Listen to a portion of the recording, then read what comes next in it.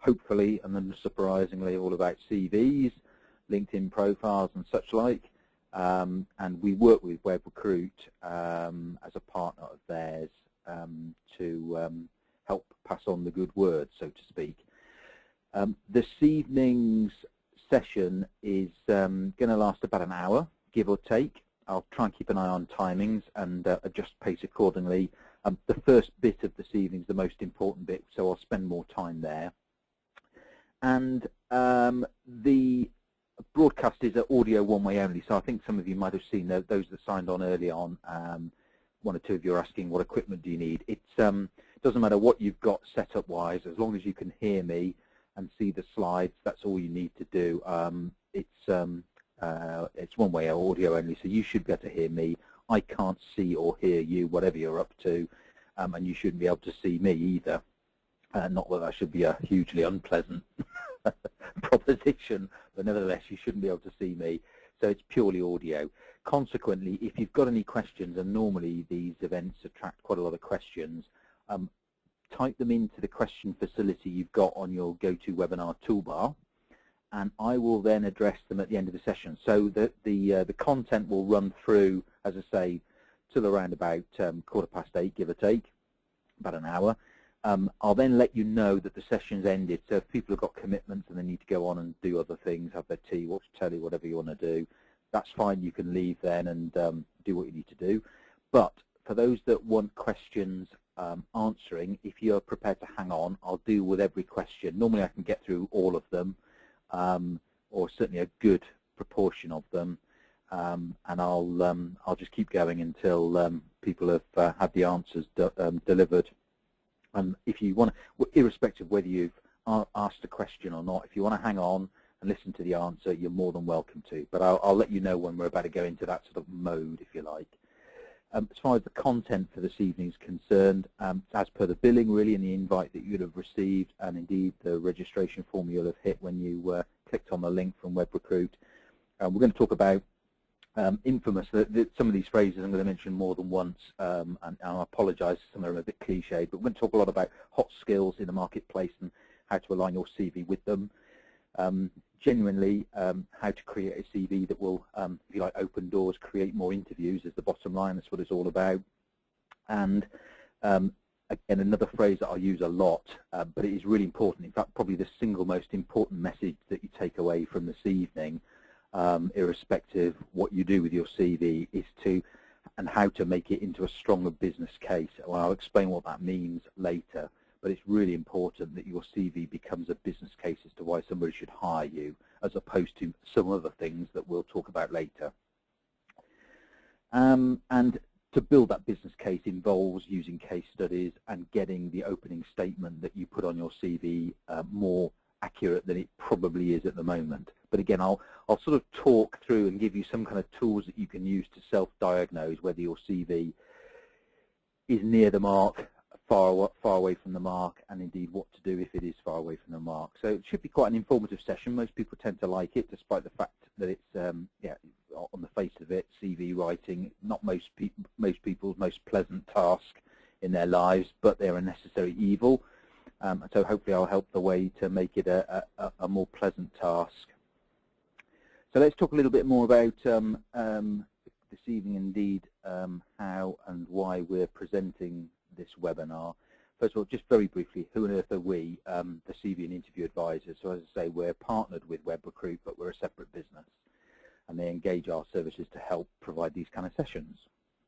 So we'd like to think that we're pretty good at providing CV writing and career enhancement products and services. So that's things like writing CVs, writing LinkedIn profiles. Incidentally, and I'll mention this again later, we've got another webinar next week, I think, I've got the date later, where we'll be specifically talking about LinkedIn, and there's quite a lot of difference between a CV and a LinkedIn profile. They're not radically different, but there are some differences, and getting LinkedIn and making it work for you is really important, of course, these days for most people. So if you're interested in that, I'm going to give you a link later where you can register for that if you haven't already done so, again, via Webrecruit's invitation.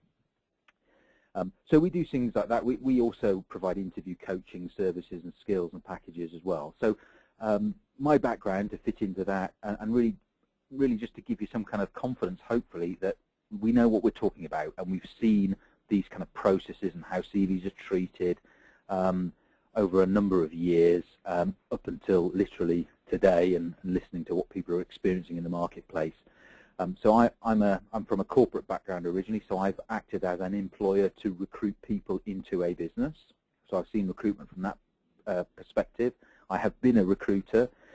I have reviewed CVs for this current business, CV and interview advisors, and I've also written CVs and still do occasionally write CVs for our clients. So we see it from a number of different angles. We cover most sectors in the marketplace. So if there's anybody out there with a specific question about the industry that they're in, and maybe there's some quaint vagaries of the system, something that you're bothered about, and I'll try my best to answer them if you want to put a question in the facility. So I think really that's just enough about me. I just want to make sure that you understand that we're not coming at this from some kind of strange position where we don't really know what we're talking about. You may not agree with everything I have to say this evening, that's your prerogative, but we do see the marketplace from a number of different angles. The rest of the business is similar to me. Interestingly, one characteristic that some of our writers have, which is actually quite important, is that they're published authors in their own right. They're good at writing, they're good at generating content, and as you'll see, that's quite important. I mentioned that I was going to mention hot skills more than once, and here it is again. It is really important, actually. The best way of trying to explain something that evolves and changes over time, but these hot skills, whatever they are in a sector, and they do vary by sector, of course, they vary during the course of a year, sometimes even months. It is important to know what they are. What are employers looking for, and to a degree, what are recruiters looking for in the marketplace that will excite them and interest them? And if you know them, that's part of the jigsaw as to getting your CV sorted. We'll talk more about that later. And although it sounds a bit crude, the bottom line is about anybody writing a CV, whether that's you, me, my colleagues, or anybody else out there in the marketplace, crudely, you've got to get a document together, a message that will get you more interviews, smash down those doors, if you like, of the employer, and to a degree, again, the recruiter in the first instance, possibly.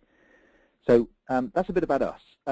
Let's talk more about the CV, first of all, because there's a lot of misconceptions out there, and this is part of the diagnostic check, if you like. So listen up to this.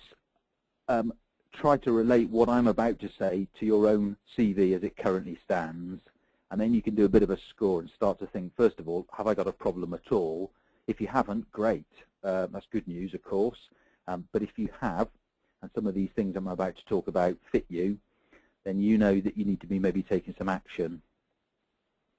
So one of the traps that people fall into, and it's not unsurprising really, given that most folk aren't trained on how to write a CV, they're just told that really they should put down what they've done, where they've done it, how long they did it for, and over time that amount of data grows and grows and grows, of course. So historically, a lot of people have started off building a CV, and it evolves into just a list of stuff, jobs, qualifications, hobbies, interests, contact details, whatever it may be. It just is a list of things. And for a time, I dare say that probably was okay, and you could accept that that's what it should be. You might still be thinking, well, big deal, surely it is just a list. Well, if anybody out there has had to fill in an application form for an employer, particularly in the public sector in the UK, any big private sector employers who deal with lots of recruitment, one of the interesting things you might have noticed, it may even have frustrated you, is that often these application forms will ask for things of you that you wouldn't ordinarily find on your CV, which is the frustrating bit, because you've suddenly got to think about it, and you'll be cursing the employer because you're thinking, wow, this is a right palaver. I've got this application form, they're asking me all these, sometimes people literally say stupid questions, silly questions. You know, why do they need to know this? Well, there's a big clue. The reason why NHS particularly, as I say, educational establishments in the state sector, lots of big private sector employers, they force you to fill out this information, typically answering a question like, give us an example of when you experienced this. Tell us about the last time that you had to deal with a tricky situation in less than 250 words or in less than 5,000 characters or something like that. So for those of you who've encountered these things, you'll know what I mean. The reason why they're asking those questions is to filter people, to get evidence from people so that they can actually make a decision about who to interview and who not to interview. Now, you could say, well, big deal, maybe that's not the best person getting the interview, but that, in a way that doesn't really matter. As far as the employer is concerned, it's giving them the material to make a decision from all of the applicants that they're getting, and they're probably getting hundreds, if not thousands, of applications for a job. How do they make a decision on who to interview, the 3, 4, 5 that they want to shortlist? And the reason why they force you to fill out those forms is because they know most people's CVs are pretty hideous and will not give them the material that they desperately crave for to make that interview decision. So if you found that frustration and you think, well, how do I fill out this detail? Where do I get this information from that isn't on my CV? That's one diagnostic check, if you like. It's telling you that what you've got to offer the marketplace and the way you're presenting it is not aligned to what the market's looking for. So that's one check. Another trap people fall into, and it depends on how old you are to some degree, but if you're using the same structure of CV that you had when you left college, school, university, and all you've done is really stick stuff onto it as your career has gathered and extended, then that's probably an indicator that things aren't too good with your CV. There are exceptions to every rule, but generally speaking, particularly for anybody with a career that's more than 10 years long now, so you've been out of education for 10 years, you've been doing a variety of things, but essentially if your CV is still following the same format and structure that it did 10 years ago or beyond, that's probably a problem. We'll discuss how that manifests itself very shortly, but that's a warning sign. To be honest, even if you've just graduated or left college or school and you've looked over the shoulder of somebody else who's once written a CV, or you've taken advice from some older person in your family, as the so-called the wiser person maybe, that's probably also a bit of a mistake, again, for reasons that will become clear very soon. So our view on this, and proven in the marketplace, and logic when you think about it, is that however much you might dislike the concept, you are a product or service in the marketplace. You've got something to offer the world, hopefully. Most people have, and in a way you've got to advertise yourself to that marketplace. It's a competitive marketplace. You probably know, if you've been applying for jobs any time recently, that you're up against tens, maybe even hundreds, sometimes thousands of competitors. Now if you imagine however many people there are looking at your details on those applications, that's not an easy job. Whatever you may think of recruiters or HR folk within employers, it's no easy task sifting through all those applications, and actually is a rather thankless task sometimes. So if your CV doesn't stand out, you'll have heard this message I'm sure before, if you don't stand out for the right reasons, you're already probably on the back foot. You run a big risk of getting discounted and not getting further than the filtering stage. And so our argument is you've got to present to the marketplace a strong business case. I told you I'd mentioned this phrase, business case. It won't be the first or the last time, but it's really important that your CV is in effect, crudely, an advertising document, something that promotes the benefits that you have to offer an organisation to the reader of your CV. Most people's don't. So our view, therefore, and you probably won't be surprised by this, is that crudely, a bad CV is just a list of things. So if you can look at your CV right now, or imagine it in your mind, and all you're doing is listing, you might have introduced yourself with some kind of text or profile statement, a lot of people call it. Again, there's some guidelines I'll be showing you shortly as to what to do with that and where people tend to go wrong.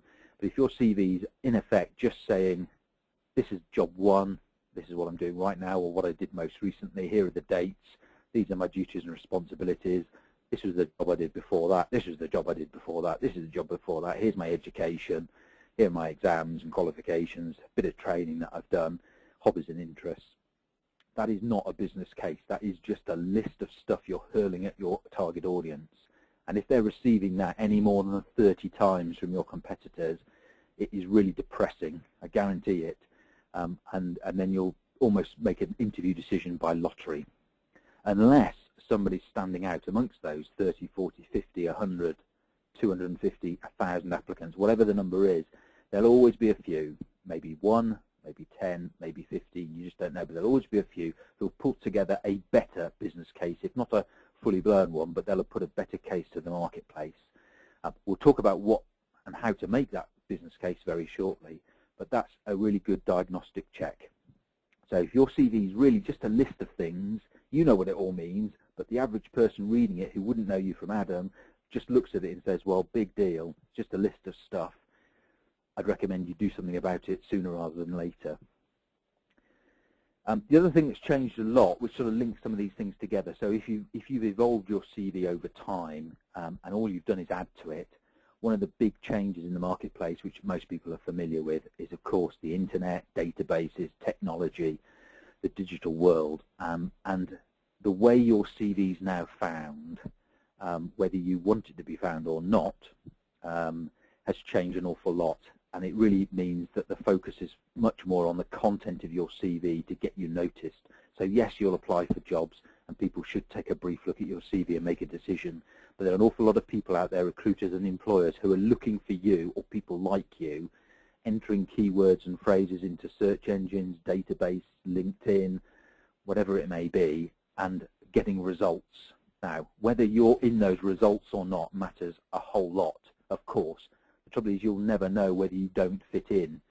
You can only guess because you might not be getting interviews or interest from people you might like to be interested with, or to get their interest. But if you're not getting that kind of attention, you're not getting phone calls from people asking you whether you might be interested in an opportunity, then that indicates that people aren't finding you automatically.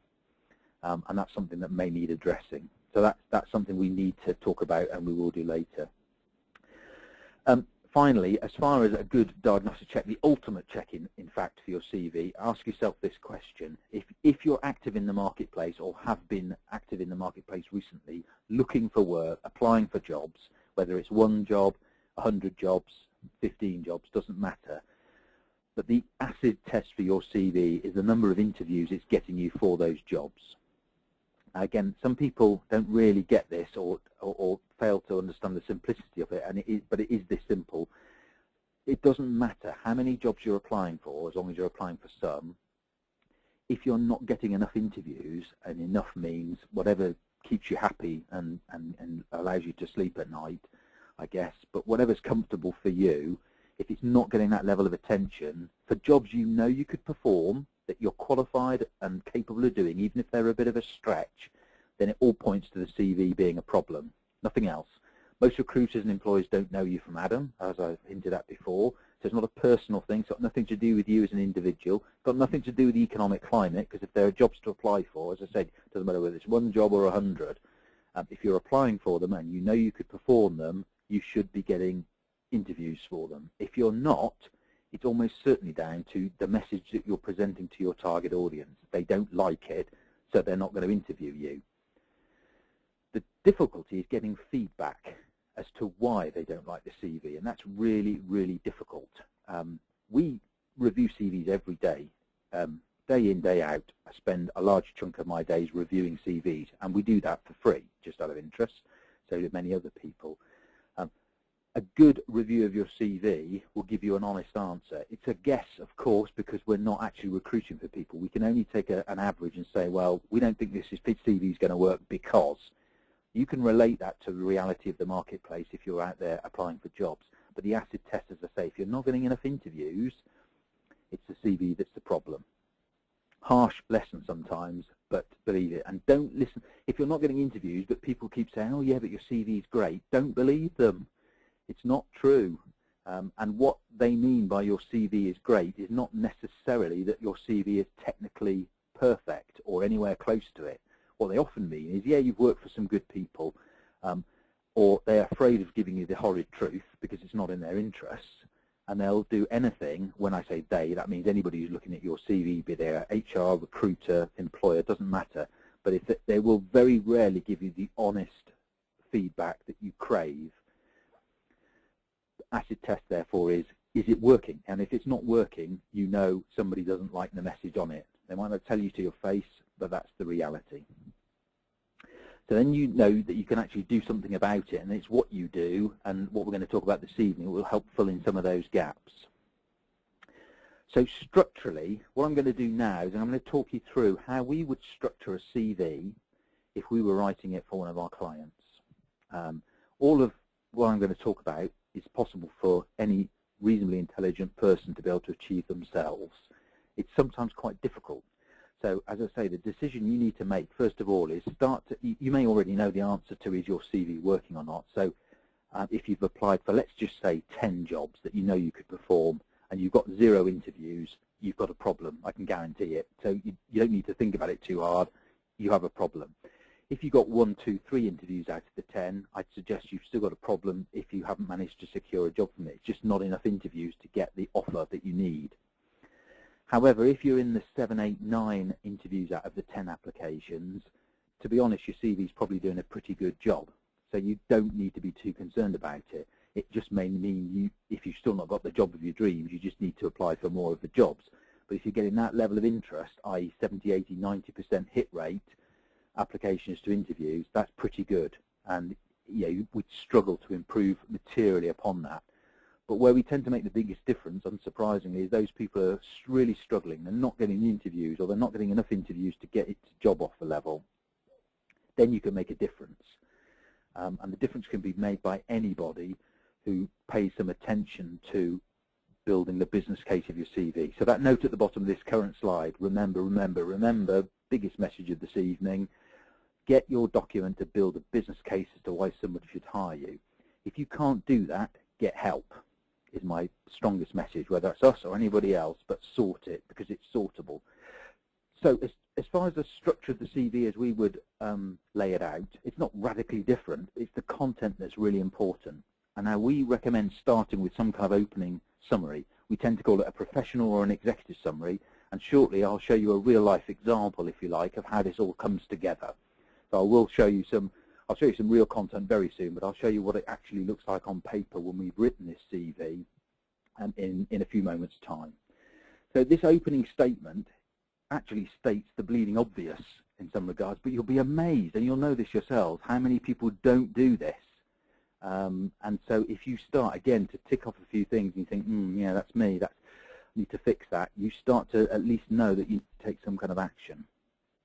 So this opening statement, the first thing it needs to state is, what on earth are you? Now, that's not necessarily your job title per se, for reasons I'll come on to shortly. It could be a generic term. So if you're a salesperson or business development person, you could say that you are an experienced business developer or a salesperson or national account manager. If you're into IT, you might say that you're a project manager. You might actually be called a project manager, or you might have a weird title that means project management, but internally is something completely different. You might be a business analyst, you might be a nurse, you might be a dental nurse, hygiene technician, a watchmaker, for goodness sakes, with all due respect to any watchmakers with this evening, but describe what you are in some kind of either specific or generic term, and already start to think, what is the target audience looking for? So if you're a salesperson and you're wanting to move into buying, for example, that's quite likely. So as a seller, you'll have met lots of buyers. You might fancy their job and fancy a change. So you probably wouldn't want to open up your CV with the fact that you're a professional salesperson or an experienced salesperson, unless the job had actually advertised that salespeople would be welcomed with open arms, because it's probably not high on their list of things to think about. If they're recruiters recruiting for a buyer, what they've probably got in their mind is that they want to recruit another buyer. So you need to think about it a little bit. But obviously you can't lie, you can't say that you're a buyer, but there are different ways of expressing what you've got to offer the world and to make that initial statement. So the very first thing people see is almost a reaffirmation of exactly what they're looking for. That's the ideal. So if you're a salesperson and you're going for a senior salesperson job, obviously you'd want to say, I'm an experienced salesperson in such and such a sector. That might make sense. But you're positioning, whatever that person's about to read about you, you're positioning their mind to think, this is a valid applicant, somebody I should be probably interested in. So think about that really carefully. It's very simple, but so many people make mistakes. So many people, if they do this at all, they put their current job title. Now, the current job title may not mean anything to anybody else outside of their business, so that's a problem. Their current job title may be something that they've they're doing right now, but actually they're capable of a lot more. And for whatever reasons, they've had to take a step back in life. A lot of people have had to do that in the current economic climate. They've taken a step back. We've had quite a few people who were middle managers, and they've had to go to junior management. We've had some managing directors who've had to come back to sales director.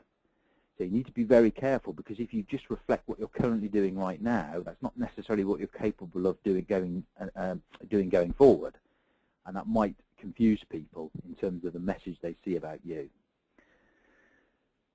So describe what you are. The second thing is, again, a bit of a cliche, but I'll explain it. What is your worth to the world, your value proposition? What have you got to offer? So if you're a salesperson and you're really good at knocking down new doors, winning new business completely from scratch, cold calling if you like, you need to talk about that. If you're a teacher and you're really good at teaching primary school children and taking them from, say, reception to the next year, year one, you'd want to mention that. Or if you were really good at taking pupils who were underperforming in a particular subject and elevating them to a satisfactory level of achievement within the key stages that exist in the educational framework, you'd want to mention that. You need to give some kind of clue in terms of what you're really good at. What's the main reason people would invest 10, 20, 30, 50, 75,000 pounds a year in you? What return are they going to get? Remember, I keep going on about this business case. This is the start of the business case. What are you? Are you a valid applicant? What's your value proposition? What have you got to offer this potential employer? Really important. So many people get this hideously wrong, as we'll see. Most people are pretty good at 2, 3, 4 things. You may not know what they are. That might need to be teased out of you. You may know what it is, but find it hard to explain, or you may be afraid of coming across as boastful or egotistical. Don't need to be any of those things. We're not trying to make anybody look beyond their abilities or a sort of superhuman individual. But there are ways of expressing what you're good at that will mean something to the person reading your CV. If you get that right, you'll be amazed at the difference it makes. The person reading the CV, out of all of the ones they've had to read, which have gone on about the same old stuff, suddenly they'll look at your CV and think, here's a valid applicant. They seem to be offering something in return. So they're not saying all the things that the individual would like to do. They're offering me a bit of a hook, if you like. You know, employ me or consider hiring me or interview me, and I'm somebody who could deliver this for you or fix that or help you with such and such. That's the ideal, and then you follow that up with some of the bits and pieces that you're pretty good at. I'll show you an example very shortly. And finally, this opening statement that explains a little bit about what you've got to offer the world should be linked to the hot skills in the marketplace, so whatever they may be.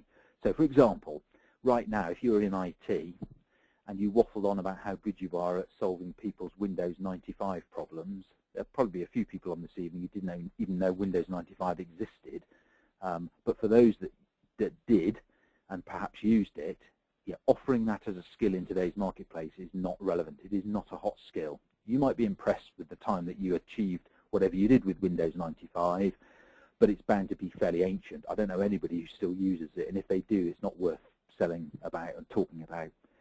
So make sure you understand the context of what the recruiter or hiring manager is looking for. Now, sometimes they'll give clues. The job spec will be very good. The website of the employer will give the clues. Sometimes it's not so easy. But the closer you can align your opening statement with, in effect, what the employer is looking for, the better the CV will be, or the more effective it will be. This wall of text is just about to appear on the screen. Some people have previously made a comment about this, and that, you know, initially looks crumbs. That's quite a lot of text, and yes, it is. It looks worse than it would do on paper. As I say, I'll show you a real-life example shortly. But this is typical of an opening statement, a professional summary, if you like, that we'd have on top of a CV. In this case, for a fairly senior finance person. I'm going to read through it. You can look at it yourself whilst I ramble on a bit. But anybody, ignore the fact that it's a finance director. That's not relevant, other than it explains all the other things that follow. Anybody at any level of job, in any country, in any place of work, in any sector, with any amount of experience, or be that lots or little, can write something like this. Even if you've just graduated, even if you've just left school, everybody can write something that's better than what they've probably got. Now, if you read this, you'll see that it addresses the issues that I've just explained. So what are you? Experienced finance director. What's the value proposition? Well, it's focusing really around the ability to protect cash flow and profitability, which is pretty important for a finance director or anybody in finance, you'd probably agree. What are they also good at? A handful of other things. Well, you can see for yourselves there's a variety of other things this person would claim to be good at. There's no boasting here. There's no trumpeting. It's positive, of course, but it's starting to build a business case. So if you can imagine, the only bit that we can't judge this person on is whether it aligns the hot skills that are in the marketplace, because we don't know what the job is. But if you were applying for a finance director job, or if you were a recruiter looking for somebody capable of performing a finance director role or similar, you could imagine it can't be far from the mark. It's making a very clear business case early on, yes, but it's starting to build that business case as to why somebody should be interested in this individual. And let's, for example, say they were going to be paid a fair old whack, let's say 75, maybe £90,000 for doing this job. It's sort of giving a clue that this person is at that level. You know, it's not unreasonable to see this person in this job. Purely from a, you know, are they even a valid applicant? Well, yes, they would seem to be.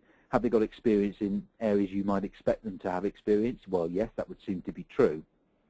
So it's starting to build that business case. Now, compare that with whatever you've got at the top of your CV. For anybody that's opened up their CV with any text, so assuming that you've not jumped straight into education or your career, both of which are pretty bad things to do, incidentally, if you've written anything, I bet most of you have got something that is more like, I'd like to do, my objective is, I'm really enthusiastic, dedicated, passionate, committed, I've got drive, I can work well in a team as well as an individual. Any of that, all those things are valuable skills to have, but they're not going to get you an interview, because none of those things can be proven on a CV, or very few of them can be. So it's not building a business case. So most CVs I get, and I review literally thousands in a year, 90-something% of them, if they've got an opening statement, will have something about the individual.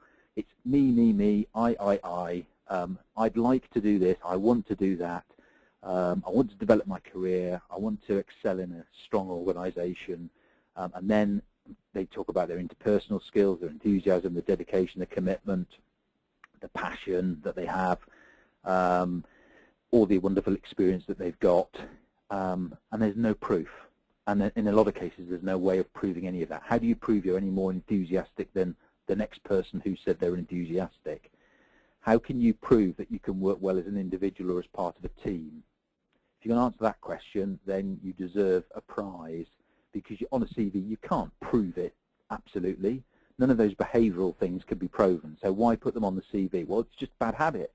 People do it, they think it's right, so they do it again.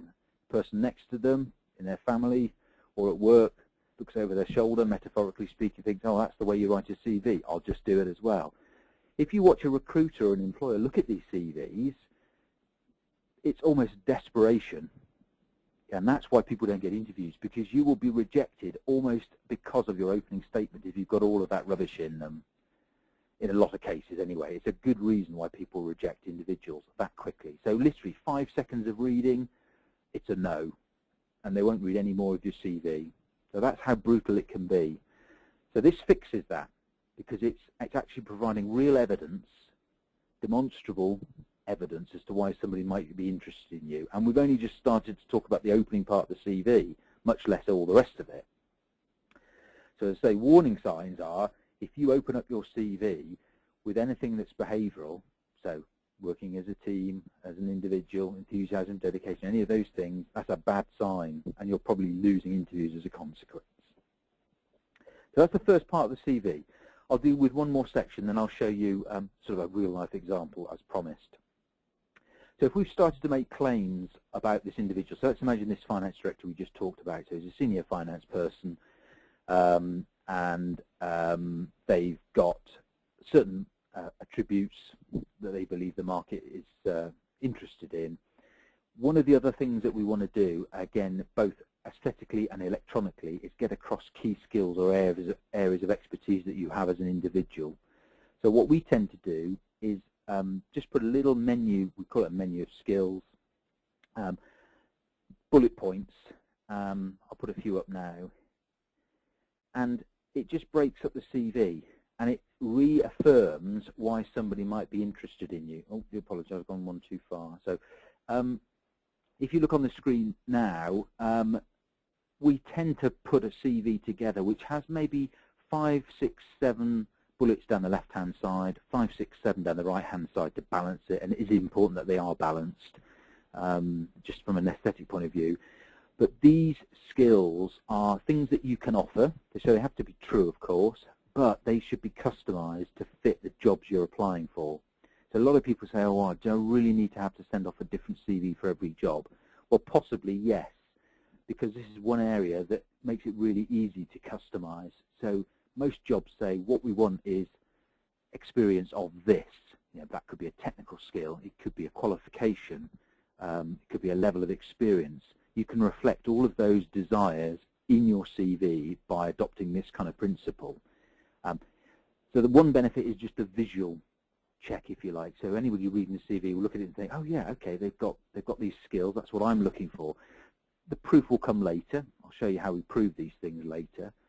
But the important thing is you're giving the reader some good news, some match with what they're looking for.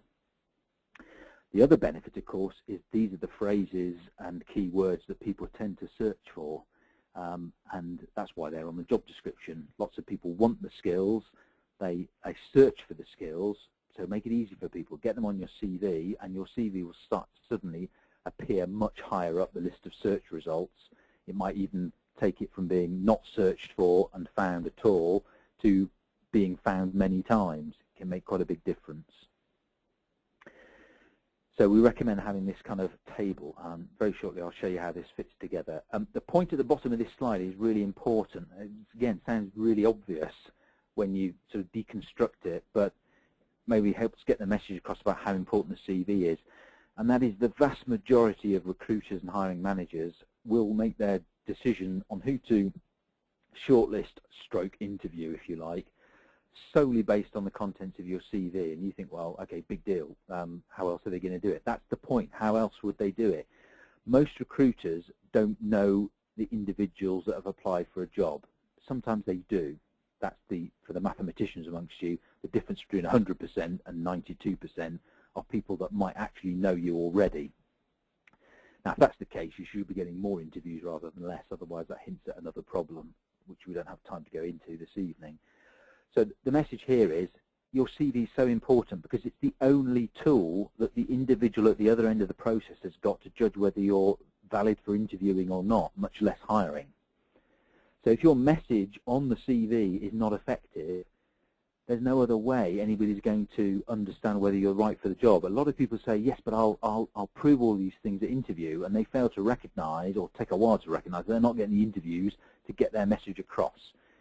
So get the CV sorted. That will get you more interviews. That enables you to build on and hopefully get to job offer stage. But if you're not sending the right information in the first place, the only means that these guys and gals have got to make a decision about you is what's on the CV. They don't have a crystal ball. They have no other means other than looking at the CV and making a decision. Now, I promised I'll show you an example of a CV that starts to show you some kind of way this all sort of hangs together. And what I'll show you now is it's actually the guy that runs our business. It's his CV. It's real content, written in a very similar way to that which I'm talking about. You can see that the opening statement is, well, we've called it an executive summary this time. It's describing what Matt is. It's not his job title, notice. It's just a generic description. Now, we have to assume that for the kind of jobs he'd be going for, that's right and appropriate. It's then saying his value proposition is providing career enhancement services to senior level individuals, blah, blah, blah, blah.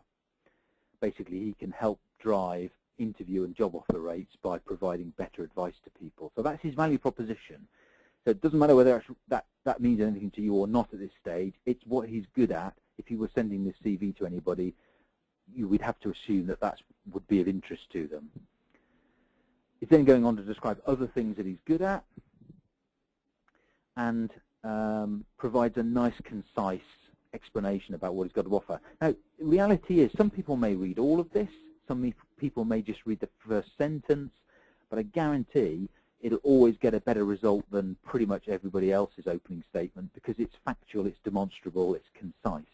It doesn't mention anything about working well as an individual or as part of a team, enthusiasm, dynamism, commitment, or that his own career objective is to work for such and such an organisation and rise to the top. Which is all meaningless for the recruiter and the employer. They don't want to see any of that. What they want to see is hard evidence that you could perform the job that they're recruiting for and return on the investment they potentially are going to sink into you as an individual. That's what they're really interested in. So address those points. You'll then see this bullet point of key skills. So they're the bullet points left and right. And if you get that right, that's a reflection of what the recruiter or hirer is looking for. Coupled with the fact that they're well searched for terms that people would use in databases, LinkedIn, recruitment tools, etc., job boards. That makes your document massively more visible and might put you on the shortlist for things you hadn't even applied for if you've allowed folk to search on your CV or got it into the marketplace. It's really important. Okay, so that's an example. We'll come back to that shortly as we move through the sections of the CV. For the eagle-eyed amongst you, you'll have noticed at the bottom of that slide where I showed you Matt's CV, there was a section entitled Career Highlights, and we're going to talk about that area next. And this is really important. So this is almost like not the final bit, but there are 3 key areas to build the business case on your CV. One of which is that opening statement. Fix that, it will cure a large percentage of any problems that you've got. Second area is this key skill area with the bullet points. Get that right, and it'll help aesthetically and when people look at your CV, but it really helps electronically as people search for you or look for people with your kind of talents. Then the third area is the proof to back up all the claims that we've made. So again, another diagnostic check. A lot of people will say on their CV, I'm good at this, I'm good at that, I've got a track record of doing this, track record of doing that, I can meet sales targets, I can teach children, I can fix people's teeth, I can project manage projects. They say all these lovely things, but then you look through the document, if you decide to take it that far, and there's no evidence to back it up. There's not one element of proof, which again is a big negative. So if you already know that's true of your own CV, then make sure you address that. You've always got to have proof, and our career highlights section is a way of providing the proof. Not for everything under the sun, but enough to make people feel warm and comfortable and fuzzy about you as an individual, hopefully. Just a reminder on a couple of things before we go into this section. This acid test, if you're a late joiner or you're starting to think, you know, there's a lot of information here, you know, what's the key focus? Well, the absolute key thing is if you're in the marketplace or you intend to be in the marketplace anytime soon looking for jobs, you're either fearing that or have prior experience of not getting enough interviews and looking for reasons as to why that is. There may be, in fairness, a number of reasons, okay, not exclusively to do with your CV, but I guarantee in 90-something% of the cases, for 90-something% of people, it's the CV that is the problem. The difficulty is getting anybody to admit to your face that that is the problem. People will give you all sorts of lovely reasons as to why you've not got an interview, but very rarely will they say bluntly, I'm sorry, your CV's just not strong enough, or actually your CV's a total mess.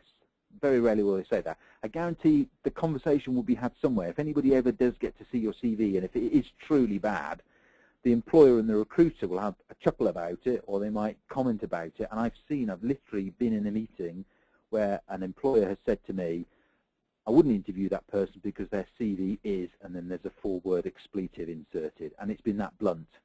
Now, there's no way as an individual you can then refer that back to the person because, you know, some people literally burst into tears, unfortunately. But people need to know that message. They need to understand that that's the problem, then they can go fix it. So the best tool you can do is look at this interview application ratio, and if it's failing you, assume because it's the best assumption to make that the CV is the problem. Fix that, then remeasure. Second reminder, anybody who's got any questions, I see quite a few people are asking them, but just in case, again, for late joiners, got any questions, bung them into the GoToWebinar toolbar thingy, and I'll deal with them at the end of this session. Okay, so this career highlights section that I'm going to talk about, again, I'll show you how it all fits together on the CV shortly. This is proof to back up claims that you've made. So if you've said that you're a good salesperson, you can win new business, or you're a project manager, you can manage big projects, or you can manage concurrent projects all at the same time, at a certain level, doing this, doing that, you need to be able to prove these claims you're making. Because a lot of people say all these wonderful things on their CV, but then fail to back it up with evidence. Two things really important here, one of which is that your ability to write. If you struggle to be able to articulate what you're capable of doing, I mean, a lot of people struggle, first of all, to think of good examples of what they've done. Okay, that's fixable. You might have to seek help, but it's fixable. Second problem is, even if you think of the examples, you then think, oh, how do I word it? How do I get the message across? If you're not good at that sort of stuff, just bite the bullet. Get somebody to help you. We'll talk about that later, about how we might be able to help you, but there's lots of people out there who could do that. Or just spend some time thinking about it and follow the steps I'm about to show you, and it will at least get you part of the way there. We use a really useful tool. It's not our invention. It's used in industry in all areas, and there are other similar acronyms that mean the same thing that some people will be familiar with. We use a principle called STAR. It stands for Situation, Task, Actions, Results, and it's a really nifty way of being able to take a complex project or event or happening in your life and break it down into something a little bit more manageable. It's also a really useful way, incidentally, of answering competency-based questions at interview stage. So as you get more interviews, this is a really useful tool. If you get well-versed and practice it, it's a great way of being able to deal with competency-based questions and keep some kind of structure in your mind as to how to answer those questions. But on paper, what we do is use this tool to break down complex tasks, events, happenings, so that a layman could read them and get some value out of them. Here's an example. It's a real-life example. It's off Matt's CV, as we'll see shortly. It's a highlight of his career. Actually, it's quite some time ago in his career, but it's a good example, so he mentions it on his CV. Again, I'm not going to read it verbatim, but the structure of this is important. So the first sentence, ERAC, by the way, stands for Enterprise Rent-A-Car, so most people will have heard of them, in the UK at least. So Enterprise Rent-A-Car is the company. The first sentence is the situation, the background as to why this thing was an issue in the first place. We call it the situation, and it's a headline, if you like, an explainer, a scene setter. So the first sentence explains what the situation was. So anybody they don't need to know the detail. It's just clear that Enterprise Rent-A-Car bought a competitor, wasn't making any money, it needed sorting out. That's the first sentence, in effect. The second sentence is the task. So given that situation, the responsibility resting on Matt's shoulders at this time as operations manager was to do a variety of things, which you can read for yourself, but effectively sort it out, sort the business out. The rest of the paragraph are things, the actions, if you like, that Matt took to affect a result, and the final sentence is the result itself, which you can see succeeded in rebranding the business, achieving a certain level of profitability within a certain time frame. So that thing took Matt at least 6 months, as we can see. It must have been fairly complex, probably absorbed a lot of his time, effort, and of that of the business. But he's managed to condense all of that, or the key bits of it, into a paragraph. Now, if you had to read that verbatim, it probably would take, I don't know, less than a minute, probably around about half a minute, in fairness.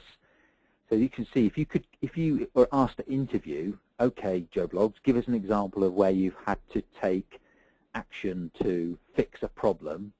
Yeah, Matt could be sat at the table thinking, okay, well, I can give you a situation. The task is how I fit into that.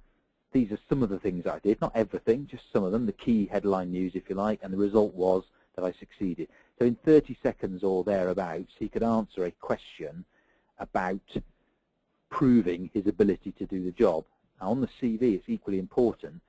rather than rambling on for pages and pages trying to explain how you can bring some advantage to the world, in a paragraph you can give somebody a snippet, proof. So earlier on Matt said he could do this, he could affect change, he could make a difference. Here's an example, a real life example when he's done exactly that on page 1 of his CV. So let's take a look at indeed how it looks on the CV, just so you get some kind of idea, because structurally it's quite important.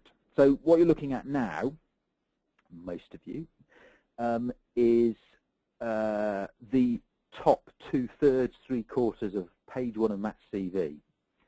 So if you remember, I said there are 3 sections that really help build the business case. First part is the exec summary or professional summary. Second part is the bullet points with the key skills. Third part, the career highlights, the proof to back up claims that we might have made. So if you just take a brief look at some of those bullet points on Matt's CV, he's talked about business transformation, assembling new teams, leadership, people management. What else have we got there? Establishing new businesses / startups, strategy formulation. Some of those things there. Okay, you might think, well, yeah, big deal. They're nice things to have. Where's the evidence? Where's the proof? If you look further down on Matt's CV, the second career highlight, the middle of the 3 listed there, there's the enterprise rent-a-car example. It proves that he can transform a business. He can assemble a new team, because he did that. It sort of gives some evidence of strong sales and marketing skills. It's not the best example, but it gives some. There are others that do that for him. Leadership, people management, definitely a tick. Strategy formulation, yep, say a tick. Operational infrastructure, probably a tick. So there's a link. There's not just a random list of things that he's stuck on his CV, and lots of you, with all due respect, will have a CV which has lots of stuff on it, but not linked. They don't tell a story. They don't build a business case. They're just random things thrown on for a number of reasons. As I say, if that's working for you and you're getting interviews, don't worry about it.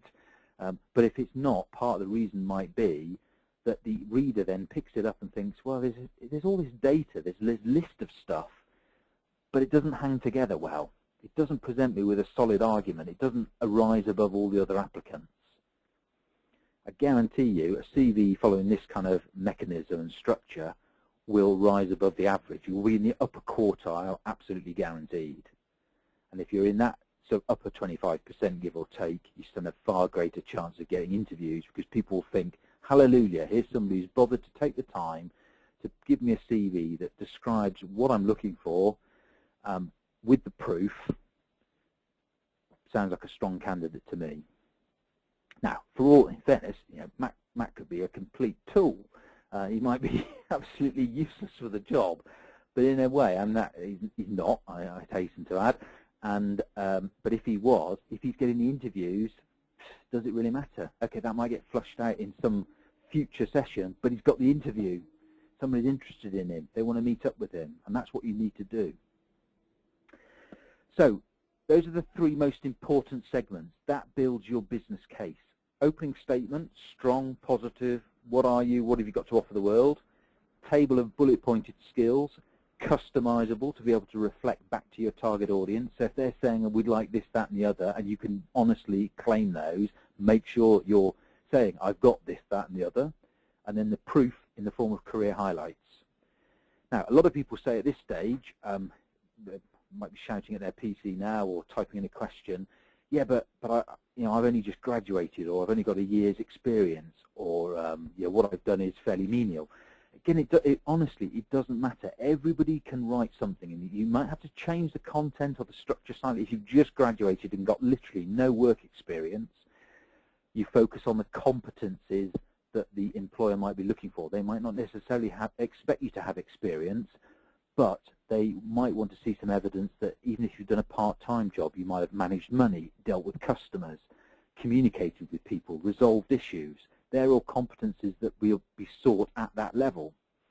If you've only had 2 or 3 years experience and you feel that you're just a small cog in a massive wheel or gearbox, it doesn't matter. You'll have done something to have helped move things on.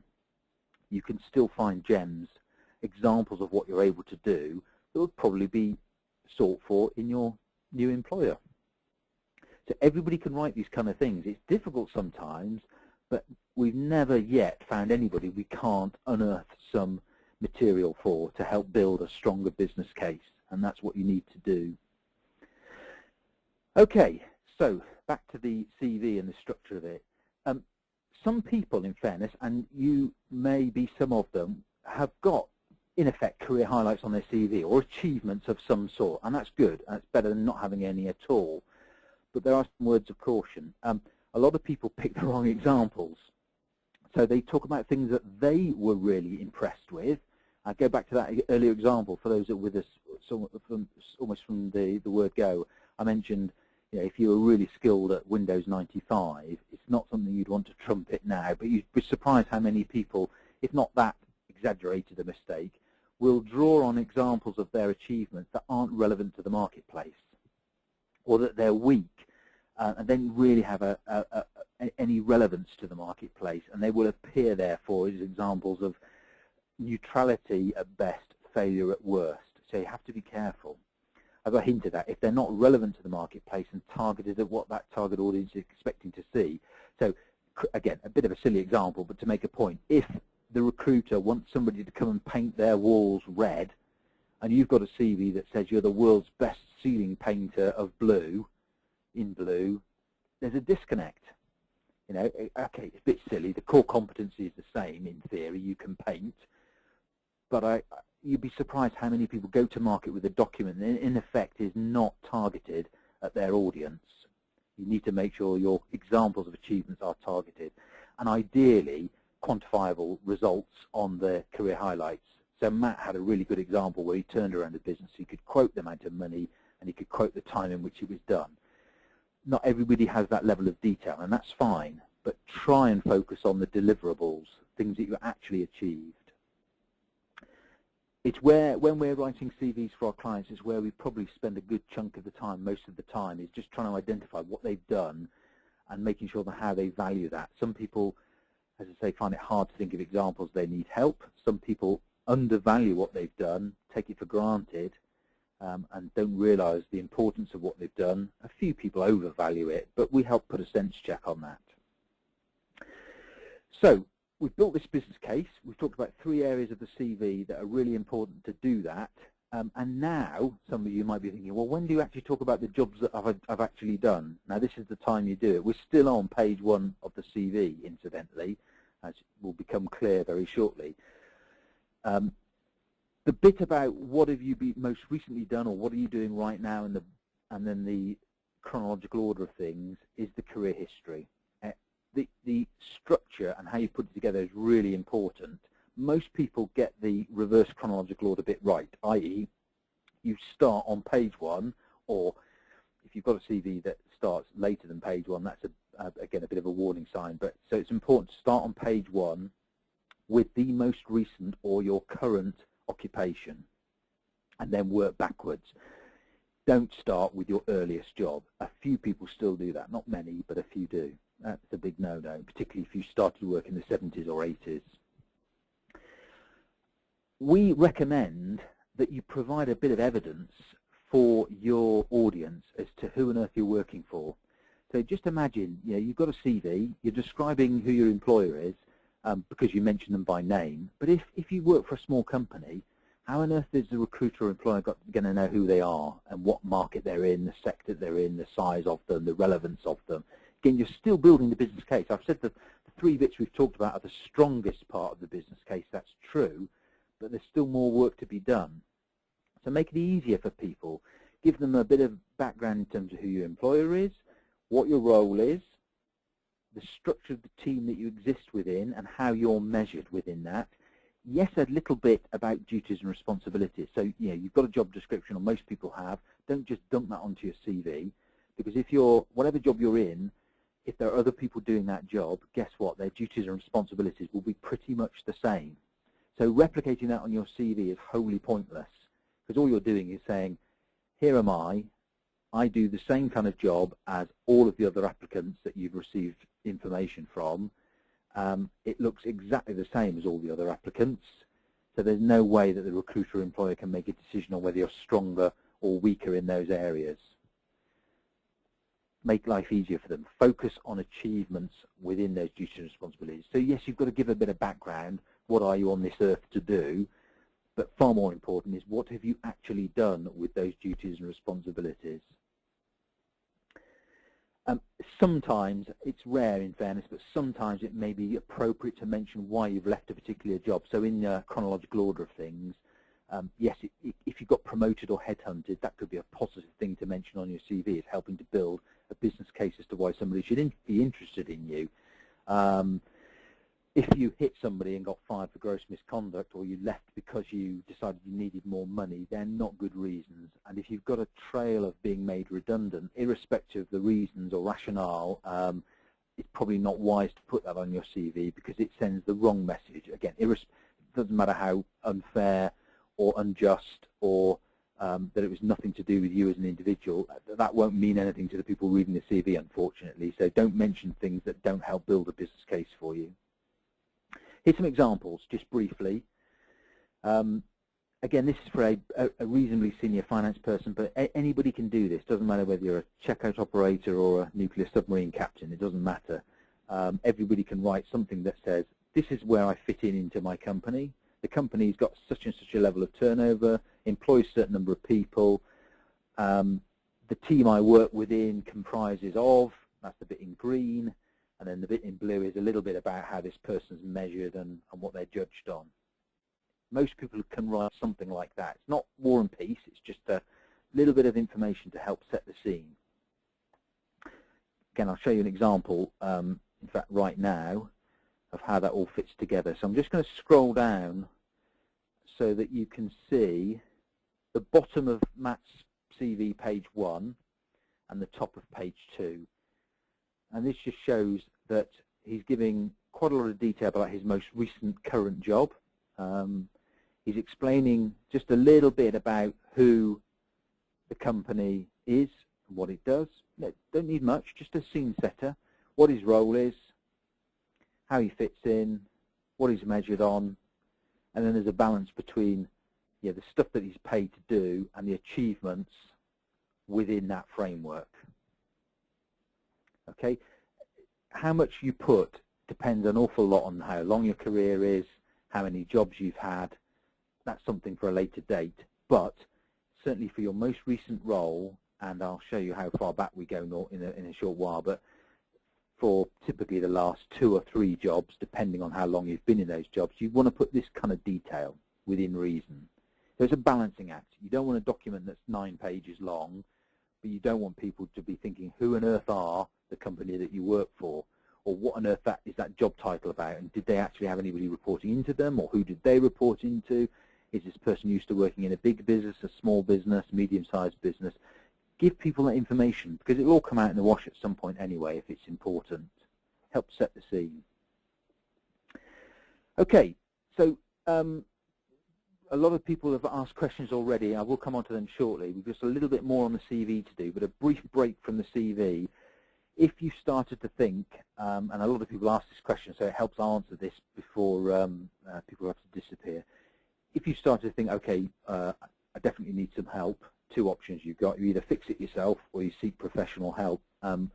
Obviously, Webrecruit have involved us to help provide assistance to people for free. That's what this evening's all about. But if you do decide that maybe it's worth investing a few quid in getting somebody to sort your CV out, then of course we can help. And very briefly, we've got a track record of doing exactly this for people, not just with Webrecruit, but all sorts of other folk as well. It does make a material difference. We've got people who've sometimes applied for hundreds of jobs, not got anywhere, not got any interviews, more to the point, fix their CV, start getting interviews. It is that simple if it's done properly. So we can help you with that. And if you go down that route, the way it works, because some people say, well, how on earth do you manage to do it? You don't know me. How can you make a difference? Well, you get to work with one of us as a writer. We hold a telephone or Skype session with you, depending on where you're based, and we go through everything. So we figure out whether what you're trying to do is realistic or not, and give you some advice on that. We work out what you've got to offer the world if you don't already know it, and just check and balance it if you do, and agree with you, hopefully. work out what you've got in terms of those skills and how they align with the marketplace. Talk through the case studies, the career highlights, the evidence to back up the claims you'd like to make on your CV, and then, in effect, write your CV from scratch. So we are not in the business of amending people's CVs or tweaking them. That's actually almost impossible. If you've got a CV, it either works or it doesn't, tends to be the case.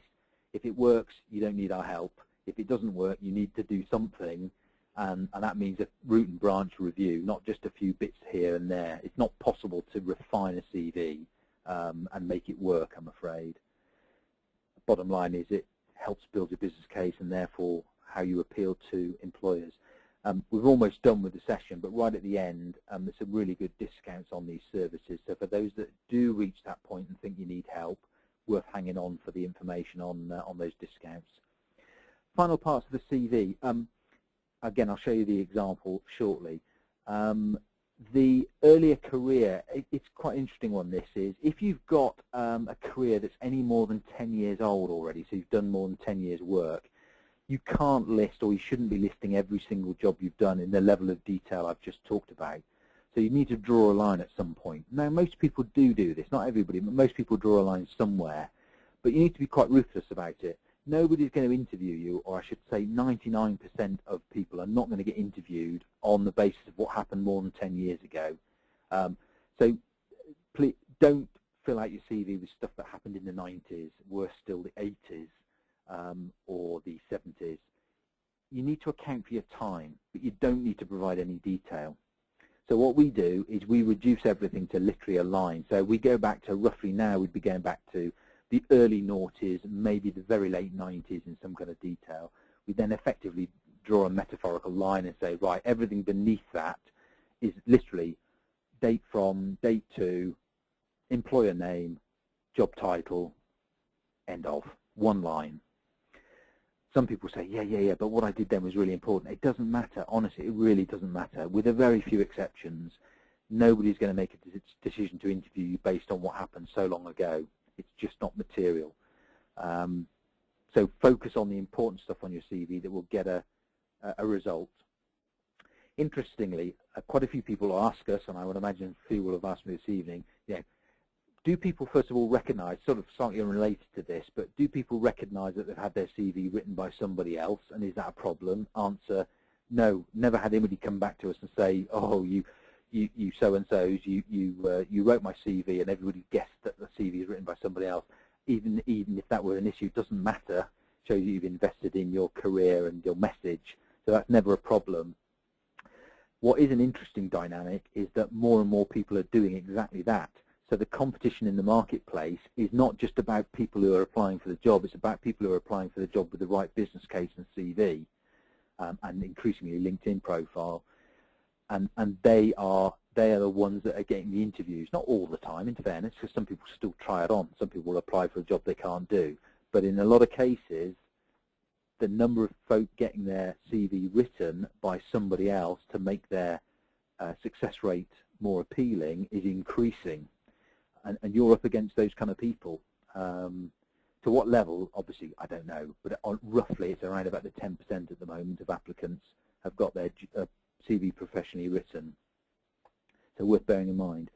Some of you might have also thought, where do you mention education? My CV starts with education right now, or CV, my education's on page 1 of my CV. Well, if it is, we'd suggest, unless there are some very, very strange circumstances, or your qualifications are absolutely interstellar and good, don't open up with qualifications. Don't even have them on page 1. It's not the differentiator. Even if you've graduated recently, it's not the differentiator you think it is, unless it is absolutely top level of qualification. Yet almost there's nobody better qualified than you.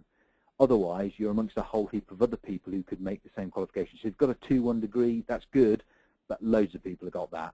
If you've got a first, that's pretty rare. Might be worth incorporating somehow into the statement. If you've got an MBA, or if you're qualified at a certain professional level, yes, you want to be mentioning that, but not by listing all of your qualifications page 1 of the CV. There are other ways of achieving that aim. So with qualifications, we talk about a variety of things in one area towards the back of the CV.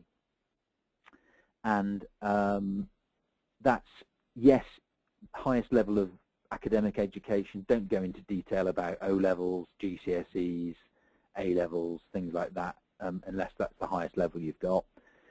And if you've got a good career on top of that, it's probably not relevant to mention just GCSEs, for example, or O-levels. Yes, professional qualifications, things like Prince 2, ISEB, CIPD kind of exams, CIM exams, anything like that, yes, of course, mention. Training courses that have added value to you, mention them. Don't talk about schools or universities by name unless they're relatively high profile or indicate a level of ability, and don't put dates against qualifications, particularly if you've started work in the 70s or 80s, because it's a dead giveaway in terms of your age, and although that shouldn't be important in UK and Europe at least, I'm afraid you probably know it still gets judged. So don't make life easy for people to work out where you are on the age range. In terms of personal details, you might have noticed on Matt's CV, we had just his name and a couple of contact numbers, deliberately so. We tend to put the address and all of the personal stuff towards the back of the CV. You don't want people making decisions based on stuff that's got nothing to do with your ability to do the job. Crude example again, you live in Cornwall, you apply for a job in Glasgow. If you lead with your address and postcode, people might filter you out to start with and say, well, there's no relocation with the job, we're not going to pay relocation, therefore this person's just trying it on, game over. You might actually be quite prepared to relocate to Glasgow at your own cost. You might have relatives there, and you might have mentioned this all in a covering letter, but that got junked many moons ago. So be very careful. We only recommend name, contact details on page 1, everything else towards the back of the CV. And there are a few things you want to make sure you mention, which I'm just listing on the screen now. So things like, yes, if you've got a driving license, that's important. Mobility is its ability to relocate or travel certain places or work a certain style. If that's important to the job, mention it. If you've got security clearance, for those people that have that, that skill, for want of a better word, worth mentioning. Ditto languages. And if you're looking to move to a different country from wherever you are, make sure your eligibility is mentioned. And then finally, just a few general points on the CV style itself. I've not put Matt's example up long enough for you to notice some of this, I'm afraid, but there's a fairly tight writing style, we call it. It's written in the active tense. There's no mention of I or Matt's name other than heading his CV. So a lot of people say I this, I that, or they refer to themselves as by their name in the CV a lot. You don't need to do that. It's written in the third person. Spelling's key. You'd be amazed how many people still put spelling mistakes on their CV. And formatting, it's a subjective thing, but there is a way of laying out the CV which works better than some other ways. And not using wacky fonts or trying to get too creative are good clues. Final area of the CV, which sort of links to next week's webinar on LinkedIn for those that are interested. A lot of people put on their CV and are encouraged to put references available on request. Wholly pointless. Not going to get you any interviews, that's for sure. If people want to seek references when they've interviewed you, they will do so, whether you've got them available on request or not. So it's just a waste of space. Far more effective if you've got any testimonial evidence from appraisals, letters, emails, or stuff that's already on LinkedIn. Bring that onto your CV if it helps prove your business case. If it supports why somebody should hire you, get that onto your CV, and that's what we do. I'll show you Matt's example finally before we talk very briefly about next week's LinkedIn session for those that might be interested in that, which just shows you the final part of what I've just been talking about. So up on the screen now is page 3 of Matt's CV, and you can see that we talked about his jobs that he's had in some detail on all of page 2 and the top of this page 3.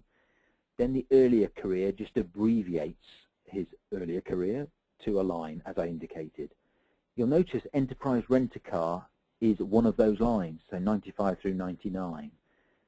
Yet we pulled out an example of his time there as a career highlight, so that's fine.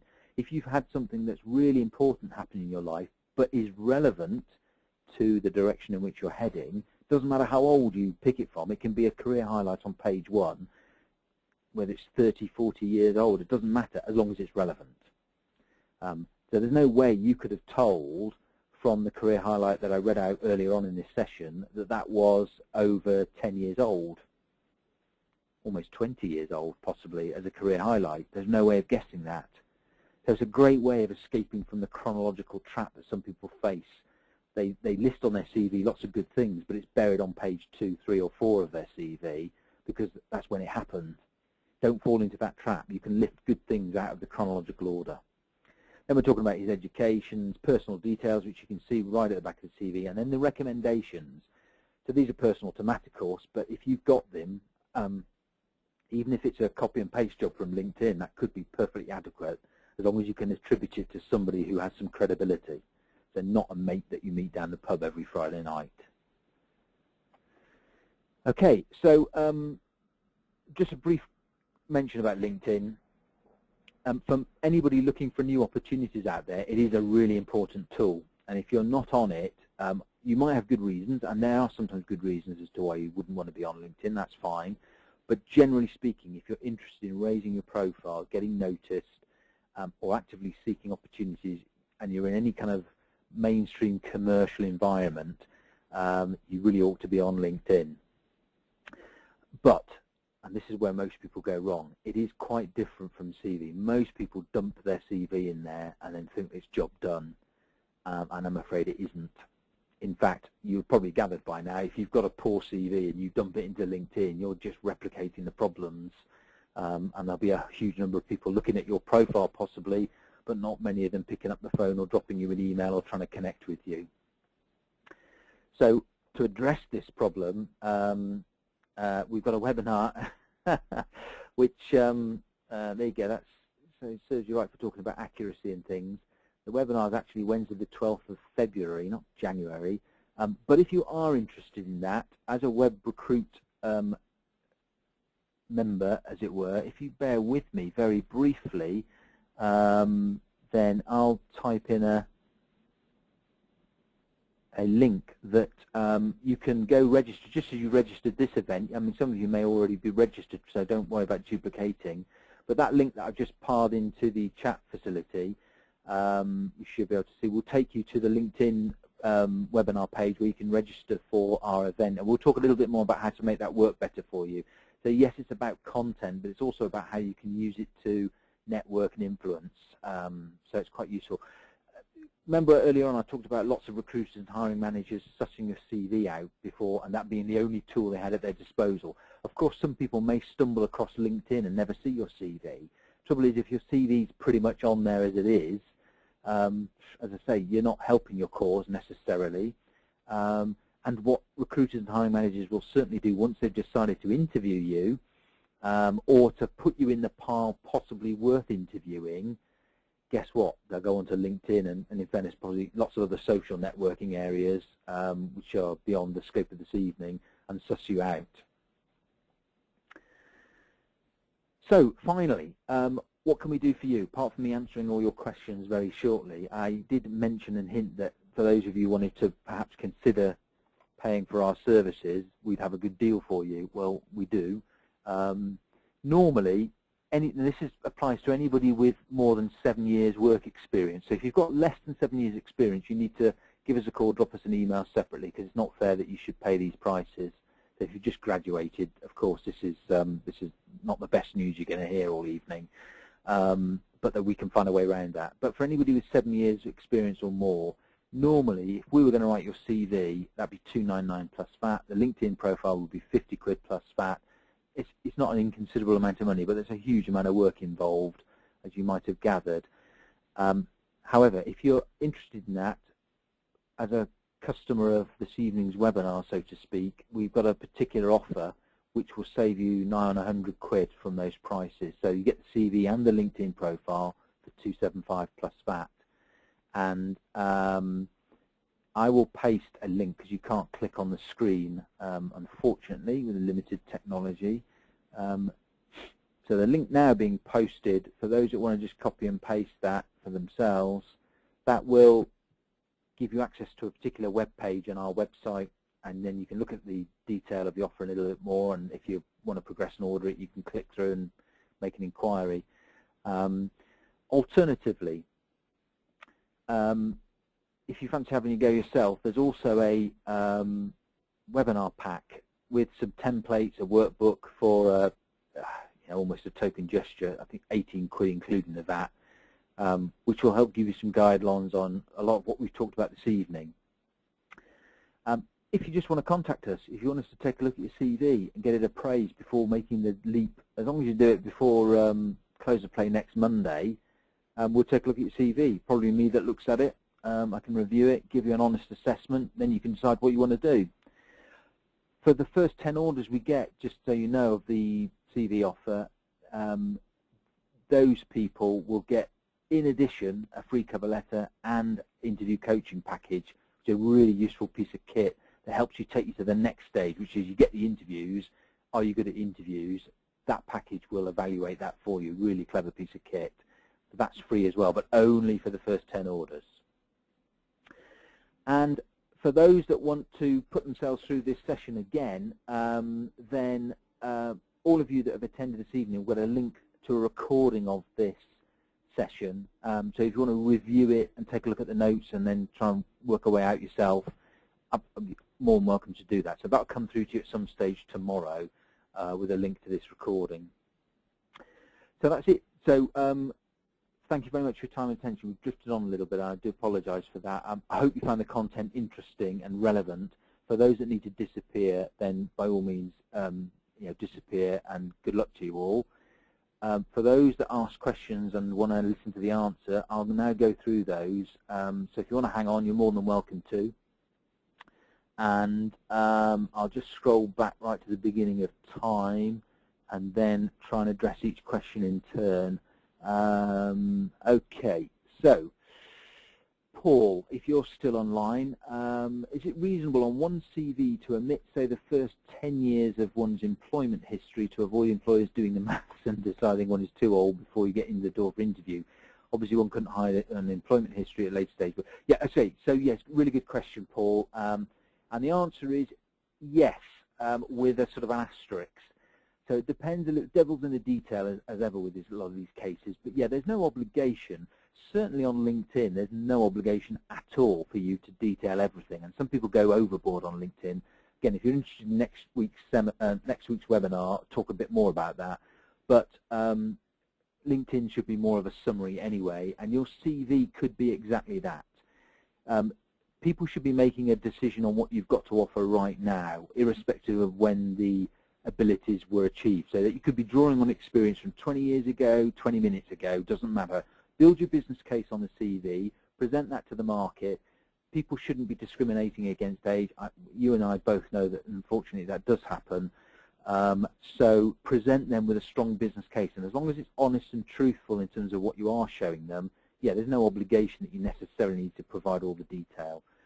Let's say devil's in the detail, because there are some circumstances where maybe you'd want to go into a bit more detail and maybe just admit it completely. But yeah, there's no harm in it. As long as you can build a strong business case, go to market with that, and then yeah, just accept that you'll not win all the battles even if you get to the next stage, but you may win more of them.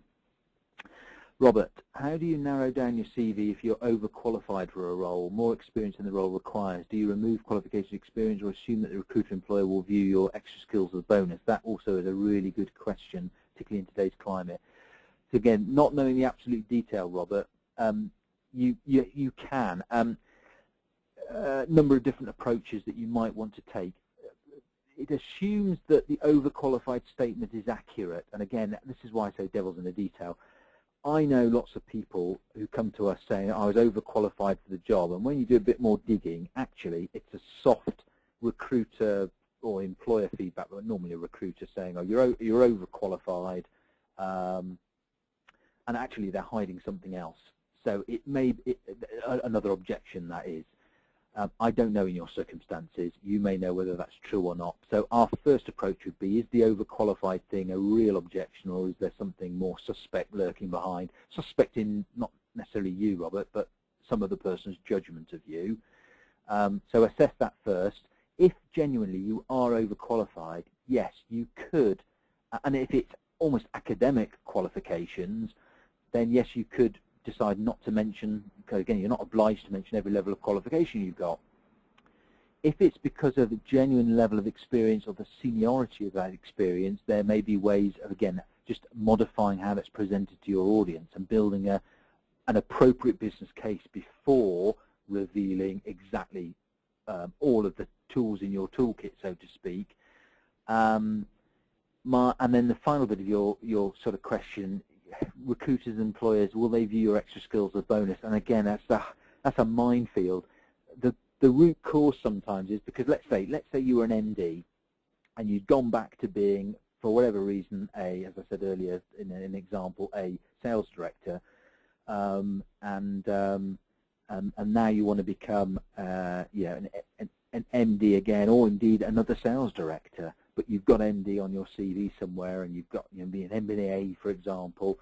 Will people see that as being somebody who wants to actually rule the roost and not be satisfied with being a sort of subservient to some other MD? That's then a problem, and people won't see your skills as a bonus. They'll see you as a threat. So we need to get under the skin of that a bit more. But short answer to your question, is yes, you can modify to a degree if you really do understand what the problem is. Our issue with that is that is the problem as reported, or is actually something else lurking there? So trying to fix a fake problem will not result in a good solution, I guess, is a way of summarising it. People asking about a copy of the slides. Yeah, you get a copy to the recording, a link to the recording. You can watch it again at your leisure. Just now, okay. Just more. Jacek, I hope I pronounced that right. If not, I apologise. List most important part about business case. Review the recording that you're going to get tomorrow, and hopefully that will answer your question. But in summary, things about the business case. 3 sections of the CV, page 1, form the business case. That's the opening professional summary, or whatever you want to call it, the bullet points of key skills, and the career highlights, which prove those skills, not 3 random things that you think sound good but actually aren't relevant. Get those 3 things sorted, you've in effect built most of the business case. Jamie, what if you're just starting out looking for a job and not a professional executive? Very good question, Jamie. I don't know when you joined, but if I did mention briefly, if you're a graduate, for example, or just left college or school and you don't have much work experience, you just need to find a slightly different angle on this. When we write graduate CVs, and we do write quite a lot of graduate CVs, or people who've just left college or school, then what we're looking for is the competencies that employers are seeking, proof of that.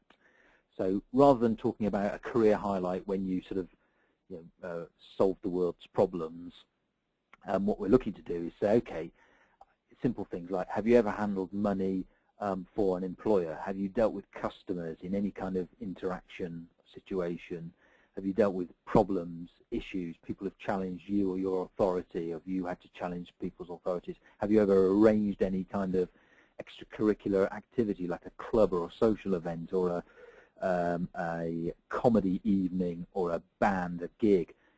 So that demonstrates project management skills, for example. We get under the skin of anything like that, try and extract any real advantage that an employer would find interesting and write that.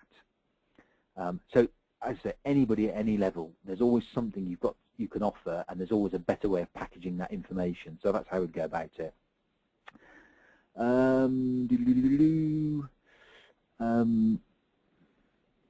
Edith, so far you're talking about professionals. What of a young graduate just left college with, I think I've probably just answered that for in Jamie's session. Just bear with me, Edith, so I just scrolled right past your question. Yeah, so far you're talking about professionals. What of a young graduate just left college with no work experience, where will I start from?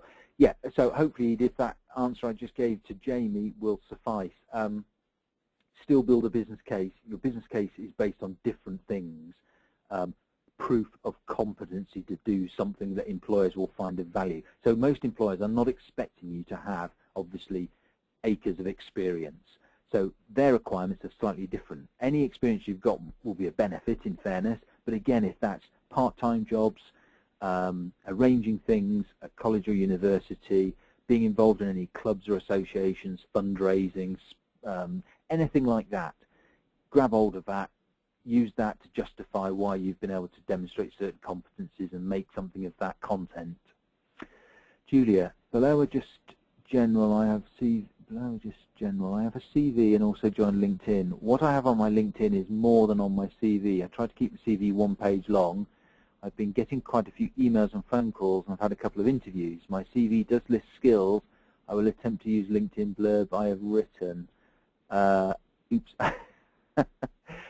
Okay, Julia, I think I get, there's a number of points you mentioned. I'm not sure if I'm going to address all of them because I'm not sure what the burning issue is there, Julia, but one-page CV, there's a bit of an urban myth about length of CV. Not that a one-page CV is wrong, but very rarely will you be able to build a business case in one page. Our recommendation is, unless somebody specifically asks you for a one-page CV, do not be worried about that. Do not fall into the trap of thinking I must have a one-page CV or indeed a two-page CV. Nobody has come back to us ever and said, you are a bunch of idiots, you wrote me a three-page CV, I demand my money back, because nobody will accept it in the marketplace. That's never happened. And the only time it was likely to happen is if a recruiter or employer had specifically said, please send me on no more than one page a summary of your career.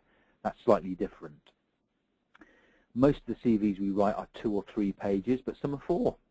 But I say nobody's had a problem with that. So that's one issue. LinkedIn, yeah, LinkedIn, it depends. As I said earlier on, the acid test, if you get interviews and you're happy with that, go with the flow. You know, whatever's happening is good. But generally speaking, LinkedIn should not be a warts and all explanation of what you've got to offer, because if it gives too much information away, people can make all sorts of assumptions and decisions about it without actually engaging with you. So in an ideal world, you want LinkedIn to operate as a bit of a hook, you know, a call to action. Give me a call, send me an email, trying to connect with me, whatever, but engage with me in some way. That's the ideal LinkedIn profile, and normally a summary of things is sufficient to achieve that. I hope that sort of helps. But one page, I'd be surprised if you could build a strong business case on one page, however long or short your experience is. But if it works for you, then, you know, I say that's the most important thing. Malcolm, yeah, hopefully you'll gather you get a link to the recording of this. Paul's left the building, but he was asking about number of pages CV for a CV. What's the recommended level? Heard that 2 pages is the maximum. Yeah, urban myth. If people are that bothered about the length of a CV, they will specify how long it should be. So that's one issue. But in the marketplace, what people tend to be frustrated by is poor content. So this sort of 1-page, 2-page myth is really about content. People don't like to receive a document that's a load of rubbish on any number of pages, but a lot of people have consigned themselves to, or resigned themselves to thinking, well, I know I'm going to get a whole load of rubbish. My best attempt at reducing that is just to say to people, give me 1 page. So I then look at 1 page of rubbish rather than 2 or 3. When people are sent a really good document on 2 or 3 or even 4 pages, nobody has ever come back and said that's a problem, which tells you about it's content rather than anything else. Ruth, looking at changing career, how do I sell myself on my CV? Although I have the skills, I don't have direct experience. Good question, Ruth. Again, devil's in the detail, but generally speaking, if you can build a business case as to why the transferable skills that you've got could make it work, focus on that, and park the direct experience bit to further back in the CV. You'll have noticed from the example I showed this evening, the point at which we're talking about, in this case, Matt's career, was right down the bottom of page 1. It is important on page 1, but it doesn't need to feature high up. So most of page 1 is all about saying, this is me, this is what I'm good at, here's the proof to back it up. So if you can make that message stronger, so you can get across the fact that you've got the skills, get that message across first, except again, you're not going to win all the battles, but you'll win more of them than being judged purely on the experience that you have, which I suspect maybe your CV focuses on this is what I've been doing with my life, and it's not relevant to what you want to do and change your career. So think about what is the target audience looking for your new career direction, and then unearth everything you possibly can from your background to build a business case for that new direction. And just accept you will not win all the battles, but you'll win more of them. Chris, I've been out of work for nearly 8 months, fired my CV off to literally hundreds of jobs. Had my CV professionally written on several occasions and several versions for different industries. In the last month, 5 interviews. Clearly my CV is very poor. Valuable feedback from this webinar. I appreciate that, Chris, although you probably gathered I am concerned, but I'll come on to that in a minute. One issue I've been presented with is the layout of my CV. I've been told about the quad format. How relevant is this, and how long should CV from mid-career professional CV? Chris, there's I mean, the big issue there, which I'm sure you share, is lack of results from money that you've invested, which is really frustrating. Chris, there's an email at the bottom of this screen that you should still be able to see. Either visit the website or drop an email directly into that email address. Just say, I was on with Alistair's webinar Tuesday night. He said he'd take a look at my CV or CVs. You can send all of them to me if you want. And then let's just deal with that off webinar, if you like, separately. I'll take a look at them because I'd be interested to see what's going on there, to be honest. So if you accept that as an answer, park it. I don't mean other than just for me to look at the details. Send me all you can to that email at the bottom of the screen, info@cvandinterviewadvisors.co.uk, and I'll take a look at it. Jamie, any advice on making your CV stand out when you don't have lots of experience? Yeah, Jamie, sorry, I forget the surname of whether I've dealt with you before with your recent, not much experience, but yeah, if you know what you're targeting, Jamie, and you've got a reasonable idea what those people are looking for, then the best advice to make it stand out is just provide as much evidence as you can to prove your abilities to do the job that you might like to be doing. Now, you might not have much experience, but again, all the competencies that those kind of people are looking for, get under the skin of them, really analyze what you've been up to. And sometimes it's not just about the obvious, sometimes it's some subtle things. I mean, you might be a member, hypothesizing, you might be a member of a club, you might have an hobby or interest, which we don't normally put those things on a CV unless they are directly relevant to your direction. So let's just, for example, I'm going to hypothesize, let's say that you're mad keen on, I don't know, getting into motorsport, and since 8, you've been driving go-karts or something and become pretty good at it, and you want to somehow get into the industry. Yeah, that kind of link could really tip somebody who knew the industry and say, okay, this just isn't somebody off the street. This is somebody who actually understands the industry and the baseline and some of the things involved in being involved in motorsport. Okay, it could be also, I know, if you're passionate on fishing, to think of another extreme, and you've been fishing since you were 3, and you've got all the gear, you know all the stuff, and you want to go and work in an angler's, no, an angler's a fisher, whatever a person that sells fishing gear. Guess what? I'm not into fishing. So whatever they are, if you wanted to get into that environment, you might mention that and say, okay, look, you're passionate about it, you know how the place ticks, you know what works, what doesn't work, because it's all about evidence. So it's not always from the most obvious source. It's not just about work, not just about education. Sometimes it can come from other sources. But that's how you make the CV stand out. So you don't go for sort of radical, overly creative thoughts. Just think, what are these people looking for? Have I got anywhere in my toolkit of experience stuff that matches up against what these people are looking for, and get that on the CV? Nadia, do you help structure cover letters and statements of applications? Oh, yeah, good question, Nadia. Yes, we do. Some people, if they're very focused on, for example, public sector NHS work, or anywhere where statements, supporting statements, applications are needed, almost where CVs are irrelevant, in fact, because they won't take a look at CV, then we'll do the same kind of service. So we talk with you, we're trying to figure out what you're trying to do. We'll look at the application form and then say, okay, right, what you need to do is this, that, and the other, and then obviously give you a price and what it involves. So answer yes. If you're interested in Nadia, again, email at the bottom or visit the website, give us a ring with the numbers on the website, and we'll look at it specifically and say, okay, this is what's required. Jamie again, can you back up expertise by personal home life experiences? Jamie probably heard my crazy go-karting / fishing amalgam of an answer. So the answer to that is yes, depending on what those personal home life experiences are. If they're relevant to your target audience, absolutely. If they're not, but you just think it's worth mentioning, then obviously that's not so good. Chris, should my CV not contain my address / email address? Matt's CV only had some name contact. Is this? Oh, good question, Chris. Yeah, I don't know if you saw right at the end. Yeah, absolutely, it should have your address and email if you're happy with that.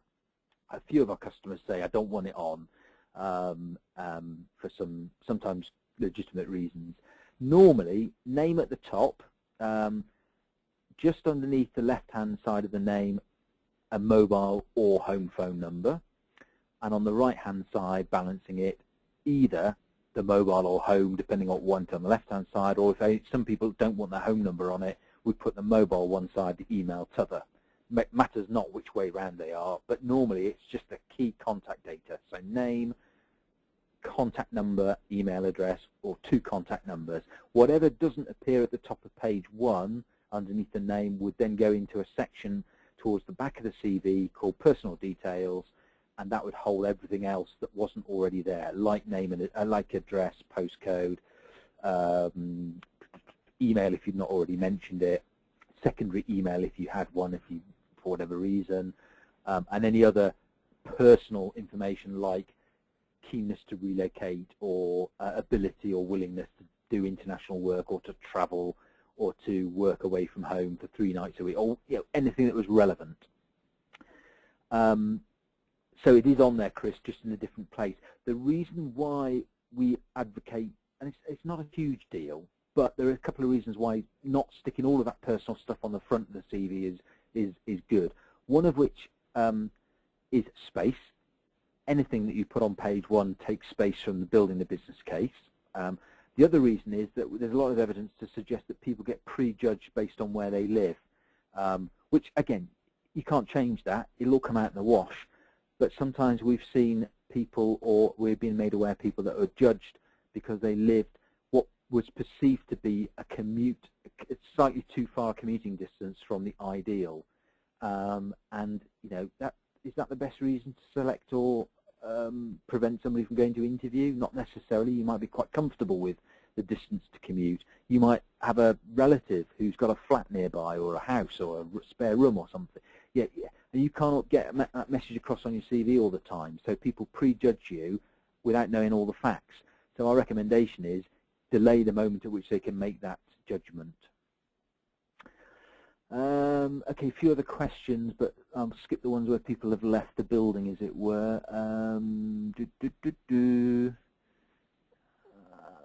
Nadia, how do you list multiple roles in one company? Oh, again, good question. So you open up, normally, get a few exceptions to this rule, but normally just one header, which is the company, the dates of your total employment, and then something that says, various roles, or alludes to that, and then underneath, a bit of information about who that company is, the size, the structure, blah, blah, blah, blah, and then literally it's a line saying, from this date to that date, this was my job title, bit of blurb, from this date to that date, this was my job title, bit of blurb, and then depends on how far you go back, because at some point you need to not give very much blurb, if any. You just might literally just list the from this date to that date, this is my job title, end of, if it goes back more than 10 years roughly. So again, Nadia, if you need more specific information, get in contact with us, but there's quite a logical way of just mentioning enough without going overboard if you've done lots of roles within one company. Sarah, looking for part-time work, is there a right or wrong way to put this on the CV? No, not necessarily, Sarah. No harm at all in mentioning that specifically on the CV. Probably, again, devil's in the detail. It depends what your career's like going back. but it might be prudent to put a little introductory statement. So either within the opening statement, that professional summary, you could put right at the end, you know, currently seeking a part-time role, ideally fitting either term time only, school hours, or whatever the driving factor is behind the nature of your part-time. So maybe just there would be perfectly acceptable. And then maybe repeating that in any cover letter or covering note that you can sometimes attach to these applications, particularly if they're online. Julia, work as a school administrator, have been same job for 20 years, okay, not looking for a career move, but I've never put on my CV why I left a job. Never been fired, made redundant a couple of occasions, normally tell the interviewers if asked I was made redundant. What about skills that are still relevant that are over 10 years old? Okay, number of things there, Julia. So, let's just think, so I'm trying to deal with them in the most effective order. So, with that length of career, same job for 20 years, no, certainly not, I wouldn't bother getting anywhere near mentioning. If you've been in the same job for 20 years, then if anybody's bothered about consistency or loyalty or anything like that, they ought to be, well, dealt with. So that's certainly not the issue. I wouldn't bother mentioning anything to do, as it would seem that you're not. Yeah, so don't mention anything about that, because you've got such a solid history. That's the key thing. Skills that are relevant over 10 years old, absolutely, if they are relevant. So again, you just need to know that they are relevant. So I'm assuming that you know that they are relevant. But any skill that you've got that's relevant to your target audience, mention. Doesn't matter how old it is. The ones that obviously date themselves are normally technical skills, or that refer to, I don't think in your case, but in it wouldn't mean necessarily, but employers, anybody that remembers the electrical chain called Rumbelows, for those that do, most people probably haven't, but there was a chain called Rumbelows, like a Dixon's Curry's kind of place. I saw somebody the other day refer to that on their CV as a key sort of event. It's not, unfortunately, because nobody will know who the hell they are. So in your case, it would be probably more IT based, or if there were a school that had been knocked down and replaced by houses, probably not best to mention a school that had long since gone. Josek, worked for world's largest IT company for more than 10 years, just changing internal job name. Do I have to list all these moves or just write on job period and divide it on side? Yeah, good question. Devil's in the detail again, Josek, I think. But broadly speaking, I'd say it's probably a good thing to mention the moves. It shows progression. Some people might judge you harshly for, I mean, it's sad. Some people will judge you harshly for being in the same company for a number of years and then maybe think that you're not capable of doing other roles or you'd struggle. The moves may help suggest flexibility or the fact that you're perfectly happy to stay with that company because they kept changing your role and giving you new opportunities.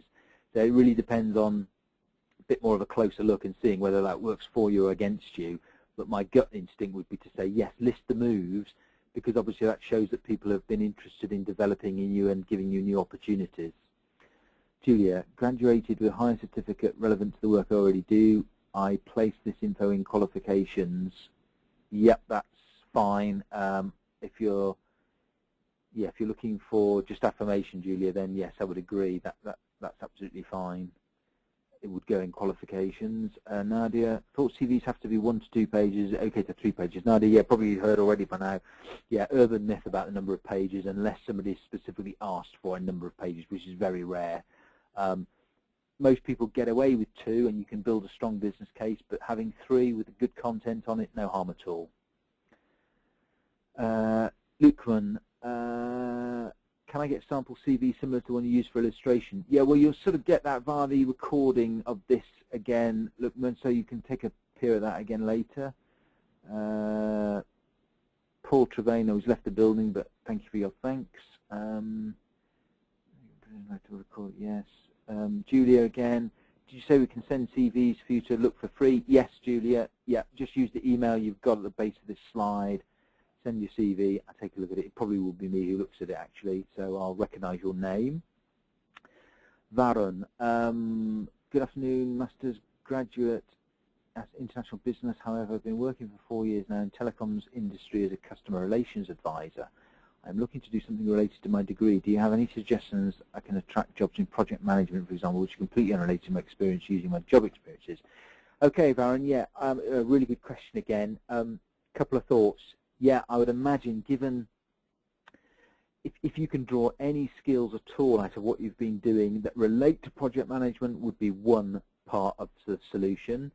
If you can highlight any involvement in the masters that you did that relate to project management or appreciation of it, that would be another part of the solution.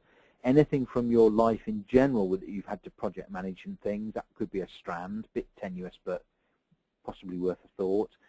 And then finally, if you're really keen on project management, and if you've not already looked at it, look at some of the professional qualifications that you can take. There's Prince 2 is the sort of classic. There's APM is another one. I think that's the right way around. But any of the internationally, sort of nationally recognised project management qualifications, if you've got them, obviously mention it. But if you haven't, maybe say that you're about to start studying or enroll and start studying, because at that level of job, it's almost something you're going to have to bite the bullet on at some point. And worth then saying, at least you can say that you've taken an active interest in it. And then if you're not on LinkedIn, get on LinkedIn and then join every group that you can that's relevant to your industry and related to project management, because if anybody looks at your profile, at least then it stacks up that you've got an interest in project management.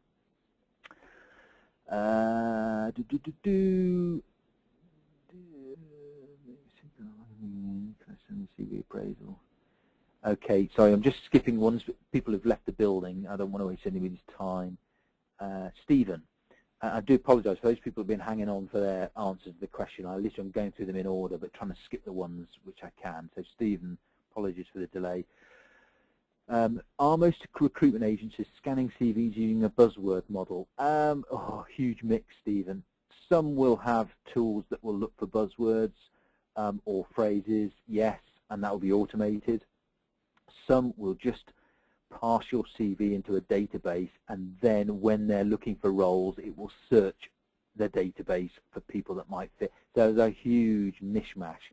And then some people will be relying on an individual to type in certain phrases and words to pull out individuals from the database. So there's everything from fully automated at the point at which your CV enters the building to manual once the CV is lied on a database for a period of time until it's unearthed by somebody using search.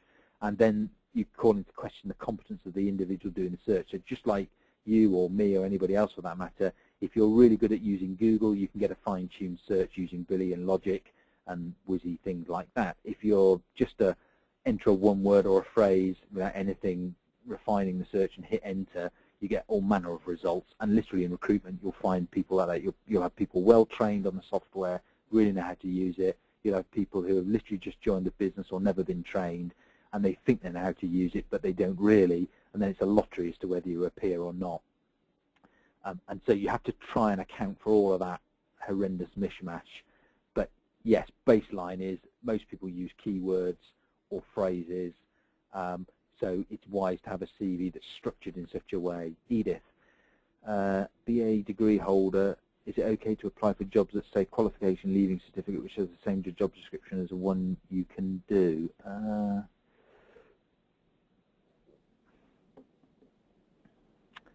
If yes, is it okay to take out the degree from my CV? Okay, Edith, yeah, I was just about to say I need to clarify that a bit, but I think, yes, there is no obligation to say that if you've got a degree and you feel that that's, if I've read that rightly, if that's too high a qualification, then yes, you can take that out. It's sad that you'd have to do that given the investment in time, effort, and presumably money that you've taken to take the degree, but there's no obligation for you to have to mention it if you don't want to. James, want to change direction from general IT development to embedded, more my style. Have examples from last 45 plus years long before PCs. Okay, that's almost a record, but if it looks like it's still there, James, I'm just going to read the next bit of your questions. Oh, crumbs, quite a few. Hang on. So, So one issue is changing direction, calling upon experiences from a long time ago. Yeah, as long as they're not obviously dated, James. I don't understand the technology or in that level of detail, but let's just assume, yeah, as long as you feel comfortable that they're good examples, and you can genericize stuff. So yeah, if you could strip out technical references that are obviously dated, but then talk generically about, for example, embedded, without actually referring to something that's obviously dated, yeah, absolutely. Call upon anything you've got that builds the business case. We often do that, actually. People say they've done something really good. It's quite old. If they go into the detail, it's obviously old. Again, my Windows 95 example being a case, but you could just say, if you wanted to, if the technical thing wasn't the key thing, don't mention Windows 95. Talk about Windows or a desktop environment or a graphical user interface, or come back a level or two and describe it more generically. So yes is the answer to that. How could I work the couple of professional examples into a good business case? Again, need to know a little bit more about the direction you're heading in, James, but it's all about what's somebody looking for, what have you got to offer, and a match between the two, as long as that's honest and above board and can be justified. Current role, have automatic system responsible for 750k of business per annum. Okay, perhaps James, in your case, another come to us separately and have a bit more of a detailed discussion to try and unravel some of that. But I think what you're trying to do, we can help you with, just needed a bit more detail. Stephen, cover letter is important as some people think. Oh, good question. Yeah, if we knew what people thought, that would help. Our general advice, going direct to employers, cover letter can be really important and useful and effective. What was I going to say? Essential if you're trying to get across a message where somebody's asked you for information you wouldn't ordinarily put on the CV, like remuneration or any element of remuneration, or possibly something to do with the location. You can't just put a quick, I'm prepared to move. You need to expand on that more.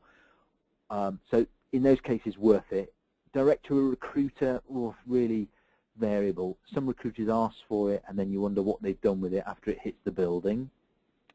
Some recruiters don't ask for it and probably would junk it as soon as it hits the building, probably wouldn't head towards the client. Some recruiters strangely adjust CVs and then send them out in some kind of template format, so it's almost certainly going to get junked. And on that point, actually, you might then say, well, why get my CV sorted? But actually, if you've got good content, the good content will still get lifted. That's the important thing. It's all about content. So I'd say, again, devil's in the detail there, Stephen. Cover letter can be important and relevant, but sometimes it can be completely irrelevant and a waste of time. Julia, thank you for your thank you, and look forward to seeing you on LinkedIn. And say, email me directly, Julia, if you want to. Byron, if you have no work experience, what could you title the career highlights bit to mention some of your achievements? Oh, good question. So Byron, yeah, you could change the section completely. So let's assume you've just graduated. As I said to some of the earlier people, convert that into, I don't know, key competencies. And then let's say that your employers, or then typically your employers or the group of people that you're trying to target would probably be interested in, say, project management or trustworthiness or cash management or some kind of competency that they specified. Convert that area into some demonstration of your competency using whatever experience you can call upon. So as I said earlier, if you've arranged a gig or a comedy night or a social event, that's project management. It could also be fundraising if you've had to seek any sponsors for it from industry or businesses or whatever. If you've had a part-time job, wherever it might be. I joke about McDonald's, but it's serious point is you get all folk at McDonald's, and therefore you've dealt with all sorts of folk, and that's a good thing. And therefore, people management, conflict, confrontation, those are competencies that might be relevant to your target audience.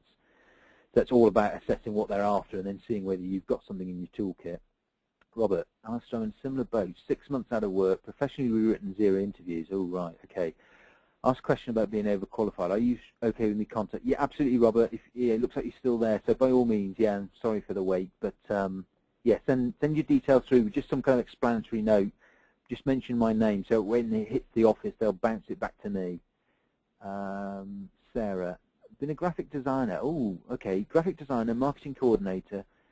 I've had a child, took low responsibility roles in retail whilst he was small for convenience. Yeah, I understand. Partner and I had fun running a pop-up art gallery that led to running your own music festival. So it's all good. God, yeah, I want to swap, but all over. all over.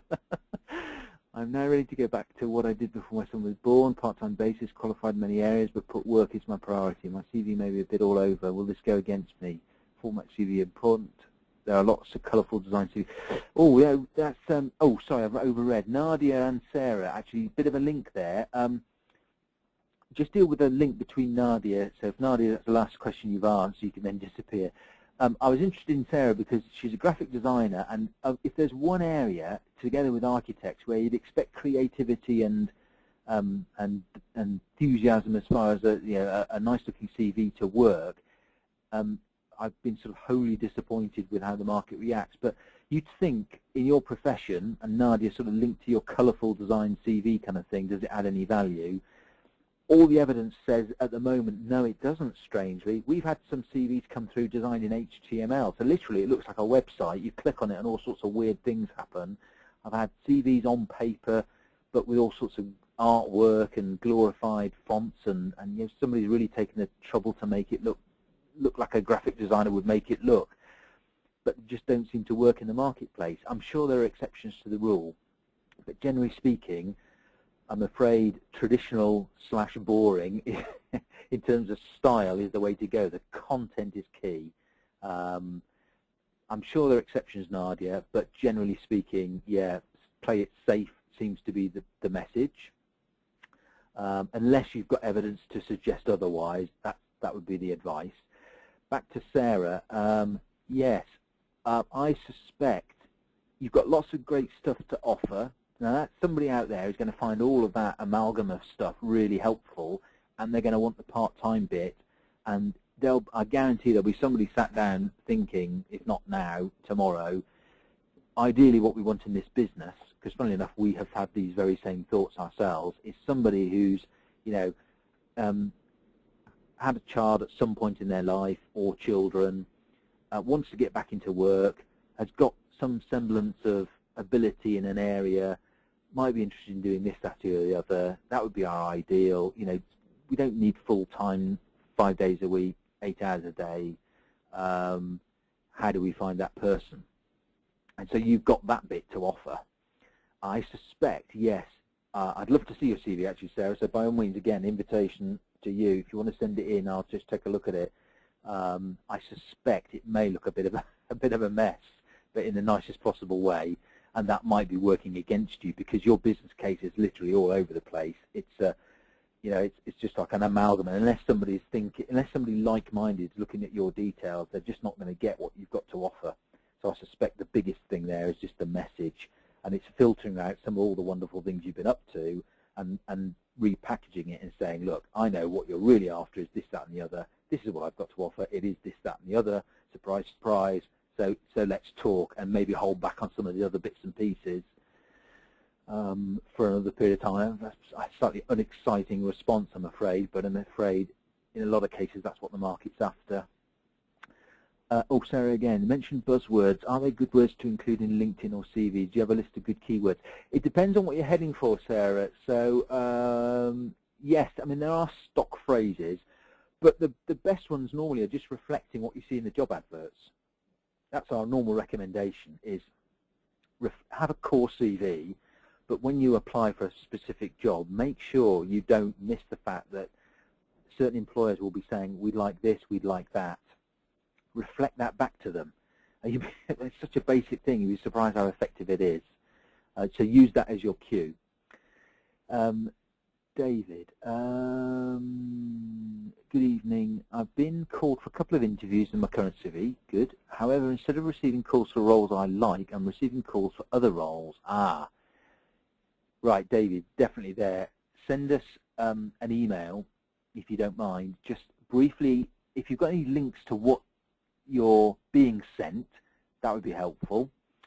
Or failing that, just a very brief summary, just saying, yeah, what you really would like to be doing is this, your current CV, that's as close to what you've used to apply for these particular jobs, and yeah, anything about the kind of stuff that you're being asked for. That's actually quite a common thing that happens, Dave. The good indicator is that people are picking up on you. Yeah, the bad indicator is they're picking up on you for the wrong kind of stuff, and lots of people get these kind of calls where, you know, you're in a field, particular sector, and somebody's convincing you or trying to entice you into something completely different, and that indicates that, yeah, they're just getting the wrong message. And I'd love to see what your CV currently looks like, because then I'd be able to help. Stop moving your... Oh, right, sorry, Stephen, I didn't realise you could see my mouse. I can see broadly what you guys are seeing, but I had no idea that my mouse was moving around. So apologies for that, and I can't stop it now because it's too late.